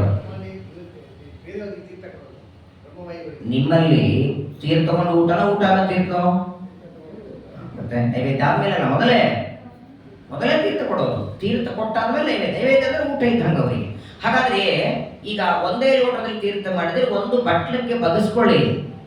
ಯಾಕಂದ್ರೆ ಈ ಲೋಟದಲ್ಲಿರುವ ತೀರ್ಥ ನೀವು ಎಲ್ಲರಿಗೂ ಕೊಟ್ರೆ ಅದೇ ಲೋಟದ ತೀರ್ಥ ನೈವೇದ್ಯಕ್ಕೆ ಹಾಕ್ಲಿಕ್ಕೆ ಬರಲ್ಲ, ಹಾಕಿದ್ರು ರಮಾ ನೈವೇದ್ಯ ಮಾಡ್ಲಿಕ್ಕೆ ಬರಲ್ಲ. ನಮ್ಮಲ್ಲೇ ನೋಡಿ, ಒಬ್ಬ ಸಣ್ಣ ವಿದ್ಯಾರ್ಥಿಗೆ ತೀರ್ಥ ಕೊಟ್ರೆ ಆ ತೀರ್ಥ ಪಂಡಿತರು ತಗೊಳ್ಳಲ್ಲ. ಸ್ವಾಮಿಗಳ ಹತ್ರ ಹೋದಾಗ ದೊಡ್ಡವರು ಸಣ್ಣ ಅವ್ರು ಕೊಡ್ತಿರ್ತಾರೆ, ಕೊಡುವರು ಜ್ಞಾನಿಗಳು ಕೊಡ್ತಾರೆ. ಇವತ್ತಿನ ಪಂಡಿತರಲ್ಲೇನು ಒಂದು ತಾರತಮ್ಯ ಇದೆ. ಒಬ್ಬ ಸಣ್ಣ ಹುಡುಗನಿಗೆ ನೀವು ತೀರ್ಥ ಕೊಟ್ರೆ ಆ ತೀರ್ಥವನ್ನ ಒಬ್ಬ ವಿದ್ವಾಂಸರಿಗೆ ಕೊಟ್ರೆ ತಗೊಳ್ಳಲ್ಲ ಅವರು. ಹಾಗಾಗಿ ದೊಡ್ಡವರಿಗೆಲ್ಲ ಕೊಟ್ಟ ಮೇಲೆ ಸಣ್ಣವರಿಗೆ ಕೊಡೋ ಪದ್ಧತಿ ಬಂದದ್ದು. ಹಾಗಾದ್ರೆ ಏನ್ ಮಾಡ್ಬೇಕು? ಸಾಧ್ಯವಾದರೆ 2 ತೀರ್ಥ ಮಾಡಿ, ಇಲ್ಲ ಅಂದ್ರೆ ಒಂದೇ ತೀರ್ಥದಲ್ಲಿ ಒಂದು ಭಾಗವನ್ನ ಮಾಡಿ ಆ ತೀರ್ಥದಲ್ಲಿ ಹಾಕ್ಬೇಕು. ಈ ಏನು ತಟ್ಟೆಯಲ್ಲಿ 3 ಬಳಸಿರ್ತೀರಲ್ಲ, ಅದರಲ್ಲಿ ಒಂದು ಗರುಡಶೇಷರಿ ನೈವೇದ್ಯ, ರಮಾ ನೈವೇದ್ಯ ಅದಲ್ರಿ. ಪಾತ್ರೆಯಲ್ಲಿರೋದೇ ರಮಾ ನೈವೇದ್ಯ. ಏನು ಪದಾರ್ಥಗಳು ದೇವರಿಗೆ ಮಾಡಿರ್ತೇವೆ ಅದು ದೇವರಿಗೆ, ದೇವರ ನಂತರದಲ್ಲಿ ಲಕ್ಷ್ಮೀದೇವಿಗೆ, ಲಕ್ಷ್ಮಿಯ ನಂತರದಲ್ಲಿ ವಾಯುದೇವರಿಗೆ. ವಾಯುದೇವರವರೆಗೆ ತಗೊಳ್ಳೋ ಅಧಿಕಾರ ಇದೆ, ನೈವೇದ್ಯ ತಿನ್ನೋ ಅಧಿಕಾರ ಇದೆ. ವಾಯುದೇವರ ನಂತರದಲ್ಲಿ ಅನ್ಯ ದೇವಸ್ಯ ನೈವೇದ್ಯಂ ಭುಕ್ತ್ವಾ ಚಾಂದ್ರಾಯಣಂ ಚರೆ ಅಧಿಕಾರ ಇಲ್ಲ. ಹಾಗಾಗಿ ಆ ತಟ್ಟೆಯಲ್ಲಿ ಬಡಿಸಿದ 3 ಭಾಗದಲ್ಲಿ ಒಂದು ಗರುಡಶೇಷರಿಗೆ, ಒಂದು ಸನಕಾದಿಗಳಿಗೆ, ಇನ್ನೊಂದು ಭಾಗ ವೈಶ್ವದೇವ. ವೈಶ್ವದೇವದ ಅನ್ನಕ್ಕೆ ತೀರ್ಥ ಹಾಕಬಾರದು. 3 ಭಾಗದಲ್ಲಿ 2ಕ್ಕೆ. ಯಾಕಂತ ಕೇಳಿ, ವೈಶ್ವದೇವದಲ್ಲಿ ನೀವು ಆಹುತಿ ಕೊಡುವಾಗ ಓಂ ಸೂರ್ಯಾಯ ಸ್ವಾಹ ಪ್ರಜಾಪತಯ ಸ್ವಾಹ, ಅಗ್ನೇಯ ಸ್ವಾಹ ಪ್ರಜಾಪತಯ ಸ್ವಾಹ, ಸೋಮಾಯ ವನಸ್ಪತಯ ಸ್ವಾಹ, ಅಗ್ನಿಶೋಮಾಭ್ಯಾಂ ಸ್ವಾಹ, ಇಂದ್ರಾಗ್ನೇಭ್ಯಾಂ ಸ್ವಾಹ, ದ್ಯಾವಾಪೃಥಿವ್ಯೇ ಸ್ವಾಹ, ಧನ್ವಂತರೇ ಸ್ವಾಹ. ಅದು ದೇವರಿಗೆ ಆಹುತಿ. ಅದು ಧನ್ವಂತರೇ ಸ್ವಾಹ ಅಂತ ವೈಶ್ವದೇವದಲ್ಲಿ ಒಂದು ಆಹುತಿ ಕೊಡ್ತೇವೆ. ಆದ್ದರಿಂದ ಆ ಅನ್ನಕ್ಕೆ ತೀರ್ಥ ಹಾಕತಕ್ಕದ್ದಲ್ಲ. ಅಷ್ಟೇ ಅಲ್ಲ, ರಮಾ ನೈವೇದ್ಯ ಆದ ಮೇಲೆ ತೆಗೆದರೂ ಅದು ವೈಶ್ವದೇವ ಬರಲ್ಲ. ಮತ್ತೊಂದು ಪ್ರಶ್ನೆ ಬರುತ್ತೆ, ದೇವರ ನೈವೇದ್ಯ ಆಗಿರ್ಬೇಕು, ತಪ್ಪಿಲ್ಲ. ತಾನೇ ನೈವೇದ್ಯ ತಗೊಂಡು ತಾನೇ ದೇವರು ತಗೊಳ್ಳಬಲ್ಲ. ಶಾಲಿಗ್ರಾಮದಲ್ಲಿ ಮಾಡಿದ ನೈವೇದ್ಯವನ್ನ ಧನ್ವಂತರೇ ಸ್ವಾಹ ಅಂತ ಹಾಕಬಹುದು, ಲಕ್ಷ್ಮೀದೇವಿಯ ನಂತರದಲ್ಲಿ ಧನ್ವಂತರೇ ಸ್ವಾಹ. ಅದಕ್ಕಾಗಿ ನೋಡಿ, ವೈಶ್ವದೇವ ಆದ ಮೇಲೆ ವೈಶ್ವದೇವರ ಸ್ವಲ್ಪ ಅನ್ನದಲ್ಲಿ ಕೂಡಿಸುವ ಪದ್ಧತಿ ಇದೆ. ಆ ಅನ್ನವನ್ನ ಸ್ವಲ್ಪ ಅನ್ನದಲ್ಲಿ ನಾವು ಕೂಡಿಸ್ತೇವೆ. ಹಾಗಾಗಿ ರಮಾ ನೈವೇದ್ಯ ಅನಂತರದಲ್ಲಿ ಎಲ್ಲ ದೇವತೆಗಳಿಗೆ ಮಂಗಳಾರತಿನೂ ಕೂಡ ದೇವರಿಗೆ ಮಾಡಿದ ಮಂಗಳಾರತಿ ಕೊಡೋದಷ್ಟೇ ಅವರಿಗೆ. ರಮಾ ಬ್ರಹ್ಮಾದಿಗಳಿಗೆ ನೈವೇದ್ಯ ಆದ ಮೇಲೆ ಅವರಿಗೆ ಮಂಗಳಾರತಿ ಬಾರಿಸುವ ಗಟ್ಟಿ ಬಾರಿಸುವುದಿಲ್ಲ. ದೇವರ ಮಂಗಳಾರತಿ ಅದು ಕೂಡ ಅವರ ಪಾದಕ್ಕಲ್ಲ, ಅವರಿಗೆ ಕೇವಲ ಮಂಗಳಾರತಿ. ಅದರ ನಂತರದಲ್ಲಿ ವೈಶ್ವದೇವದ ನಂತರದಲ್ಲಿ ಹಸ್ತೋದಕ, ಬಲಿಹರಣ, ಹಸ್ತೋದಕ, ಅನಂತರದಲ್ಲಿ ಗುರುಪಾದ ಪೂಜಾ, ಆನಂತರ ಅತಿಥಿ ಸತ್ಕಾರ, ಆನಂತರದಲ್ಲಿ ತಾನು ಊಟ. ಹೀಗೆ ಒಂದು ದಿನದಲ್ಲಿ ಮಾಡಬೇಕಾದ ಕ್ರಮಗಳನ್ನು ಬಹಳ ಸುಂದರವಾಗಿ ಹೇಳ್ತಾರೆ. ಹಸ್ತೋದಕದ ಬಗ್ಗೆ ನಾನು ಬಹಳ ವಿವರಣೆ ಮಾಡುವುದಿಲ್ಲ. ಹಸ್ತೋದಕ ಮಾಡಬೇಕು ಮಾತ್ರ ಹೇಳ್ತೇನೆ, ತಗೊಳ್ಳೋದ್ರಲ್ಲಿ ಬಹಳ ಗೊಂದಲ ಇದೆ. ವಾಸ್ತವಿಕವಾಗಿ ಆ ಶಬ್ದದ ಅರ್ಥವೇ ಬೇರೆ. ಹಸ್ತ ಅಂದ್ರೆ ಕೈ, ಉದಕ ಅಂದ್ರೆ ನೀರು, ಕೈಗೆ ಹಾಕುವ ನೀರು. ಇವತ್ತೆಲ್ಲ ದೊಡ್ಡ ದೊಡ್ಡ ಗದ್ದಲಗಳು, ಜಗಳಗಳು, ಅಸಮಾಧಾನಗಳು, ಕಿರಿಕಿರಿಗಳು ಇವರು ಮಾಡೋದು ತಗೊಳ್ಳೋದು. ಹಾಗಾಗಿ ಆ ಸಂದಿಗ್ಧವಾದ ಭಯಾನಕವಾಗಿ ಎಲ್ಲರಲ್ಲಿ ಗೊಂದಲ ಮಾಡೋ ವಿಚಾರ ನಾನು ಪ್ರವಚನದಲ್ಲಿ ಹೇಳೋದಿಲ್ಲ. ಅದು ನಿಮ್ಮ ವೈಯಕ್ತಿಕ, ನಿಮ್ಮ ಅಪೇಕ್ಷೆ ಇರುತ್ತೆ. ಆದರೆ ಹಸ್ತೋದಕ ಮಾತ್ರ ಕಡ್ಡಾಯ ಮಾಡಲೇಬೇಕು. ನಿಮ್ಮ ಮನೆಯಲ್ಲಿ ಅಕಸ್ಮಾತ್ ಆಗಿ ಒಂದೇ ವೃಂದಾವನ ಇದ್ರೆ ರಾಯ ವೃಂದಾವನ ಮಾತ್ರ ರಾಯರಿಗೆ ಮಾಡಿ. ಅಕಸ್ಮಾತ್ ಯಾವ ವೃಂದಾವನವು ನಿಮ್ಮನೆಯಲ್ಲಿ ಇರಲಿಲ್ಲ ಅಂದ್ರೂ ಅಸ್ತೋದಕ ಮಾಡಬೇಕಂತೆ. ನಿಮ್ಮನೆಯಲ್ಲಿ ಮೃತ್ತಿಕಾ ಯಾವ ವೃಂದಾವನ ಇಲ್ಲ. ಯಾಕಂದ್ರೆ ಇವರೆಲ್ಲ ಗುರುಗಳು ನಮಗೆ ಜ್ಞಾನವನ್ನ ಕೊಟ್ಟದ್ದಕ್ಕೆ ಕನಿಷ್ಠ ಟೀಕಾಕೃತ್ಪಾದರಿಗೆ, ವ್ಯಾಸರಾಜರಿಗೆ, ರಘುತ್ತಮರಿಗೆ, ರಾಯರಿಗೆ ಒಂದು 5 ಜನರಿಗಾದ್ರೂ ಅಸ್ತೋದಕ. ಯಾಕೆ ಅಸ್ತೋದಕ ಕೊಡೋದರ ಅರ್ಥ ಏನು? ಅವರು ಬರೆದ ಗ್ರಂಥವನ್ನ ಪಾಠದಲ್ಲಿಯೋ ಪ್ರವಚನದಲ್ಲಿಯೋ ಶ್ರವಣ ಮಾಡ್ತೇವೆ, ಅವರ ಋಣ ನಮ್ಮ ತಲೆ ಮೇಲಿದೆ. ಆ ಋಣ ತೀರಿಸೋದಕ್ಕಾಗಿ ಆ ಯತಿಗಳಿಗೆ ಅಸ್ತೋದಕ. ವೃಂದಾವನ ಇದ್ದರೆ ತೀರ್ಥ ಕೊಟ್ಟೆ ಅಸ್ತೋದಕ, ಇಲ್ಲ ಅಂದ್ರೆ ಕನಿಷ್ಠ ಪಕ್ಷ ಅಸ್ತೋದಕ ನೈವೇದ್ಯ. ಹೀಗೆ ನಿತ್ಯದಲ್ಲಿ ಮಾಡಬೇಕಾದ ದೇವರ ಪೂಜೆಯ ಬಗ್ಗೆ ಬಹಳ ವಿಸ್ತಾರವಾಗಿ ತಿಳಿಸ್ತಾರೆ. ಇನ್ನೂ ಇದರಲ್ಲಿ ಅನೇಕ ವಿಚಾರಗಳಿವೆ. ಪೂಜೆಗಳಲ್ಲೇನೆ ಬೇಕಾದಷ್ಟು ಗೊಂದಲಗಳಿವೆ. ಅಭಿಷೇಕದ ನೀರು ಅಷ್ಟು ಬೇಡ, ಅಷ್ಟು ಸಂಕ್ಷೇಪದಲ್ಲಿ ನಾವು ತಿಳ್ಕೊಂಡು ದೇವರ ಆರಾಧನೆ ಮಾಡಿದರೆ ಸಾಕು. ಇನ್ನು ಈ ಜಯಂತಿ ಉಪಾಖ್ಯಾನದ ಕೊನೆ ಭಾಗ, ಅದನ್ನ ನಾಳೆ ದಿನ ಶ್ರವಣ ಮಾಡೋಣ. ನಾಳೆಗೆ 1-2 ನಿಮಿಷ ಗುರುಗಳ ಸ್ಮರಣೆ, ಗುರು ಸ್ಮರಣೆಯಿಂದ ಸಕಲ ಆಪತ್ತು ಪರಿಹಾರ ಅಂತಾರೆ. ನಮ್ಮ ಸ್ವರೂಪೋದ್ಧಾರಕರಾದ ಸತ್ಯಾತ್ಮ ತೀರ್ಥರ ಹುಟ್ಟಿದಬ್ಬ ನಾಳೆ, ಫಾಲ್ಗುಣ ಶುದ್ಧ ಚತುರ್ಥಿ. 52 ವರ್ಷ ಆಯಿತು. 23ನೇ ವಯಸ್ಸಿಗೆ ಸನ್ಯಾಸ ದೀಕ್ಷೆ ತಗೊಂಡು ಅಖಂಡ ಬ್ರಹ್ಮಚರ್ಯದಿಂದ ಕೇವಲ ಸಮಾಜದ ಕಲ್ಯಾಣಕ್ಕಾಗಿ, ದೇವರ ಸೇವೆಗಾಗಿ ತಮ್ಮನ್ನೇ ತಾವು ಮುಡುಪಾಗಿಟ್ಟವರು. ವಿಶೇಷವಾಗಿ ಪಾಠಕ್ಕೆ, ಪ್ರವಚನಕ್ಕೆ. ನೋಡಿ, ಇವತ್ತಿನವರೆಗೆ ಸ್ವಾಮಿಗಳು ಈ ಸುಧಾಮಂಗಳದಲ್ಲಿ ಸಂಭಾವನೆ ಕೊಡ್ತಾರಲ್ಲ, ನಿಮ್ಗೆಲ್ಲರಿಗೂ ಗೊತ್ತಿದೆ. ಸಂಪೂರ್ಣ ಸುಧಾ ಪರೀಕ್ಷೆ ಕೊಟ್ಟವರಿಗೆಲ್ಲ 4 ಲಕ್ಷ, ಪೂರ್ಣ ಸುಧಾ ಕೊಟ್ಟರೆ 4 ಲಕ್ಷ, 1 ಅಧ್ಯಾಯ ಕೊಟ್ಟರೆ 1 ಲಕ್ಷ. ಆ ಸಂಭಾವನೆ ಕೊಟ್ಟಿದೆ 6 ಕೋಟಿ ರೂಪಾಯಿ ತರ ಆಗಿದೆ ಈಗ, ಎಲ್ಲ ಲೆಕ್ಕ ಮಾಡಿದರೆ. ಅಷ್ಟು 6-7 ಕೋಟಿ ಸಂಭಾವನೆ ಕೊಟ್ಟರು ಕೂಡ ಅವ್ರ ಮೈ ಮೇಲೆ ಒಂದು ಬೆಳ್ಳಿ ತುಳಸಿ ಮಣಿ ಇಲ್ಲ. ವಿರಕ್ತ ಅಂದ್ರೆ ವಿರಕ್ತ ಜೀವನ. ವಿಶೇಷವಾಗಿ ಅಂಥವರ ಕಾಲದಲ್ಲಿ ನಾವೆಲ್ಲ ಬದುಕಿದ್ದೇವೆ ಅನ್ನೋದೇ ಒಂದು ದೊಡ್ಡ ಸೌಭಾಗ್ಯ.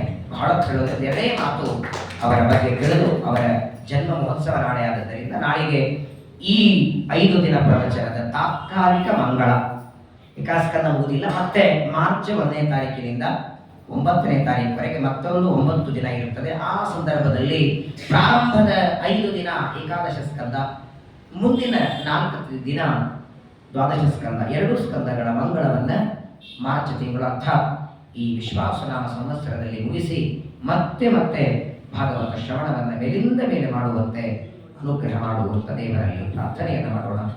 ಶ್ರೀ ಕೃಷ್ಣಾರ್ಪಣಮಸ್ತು. ಹರೇ ನಮೋ ಹರೇ. ಹರೇ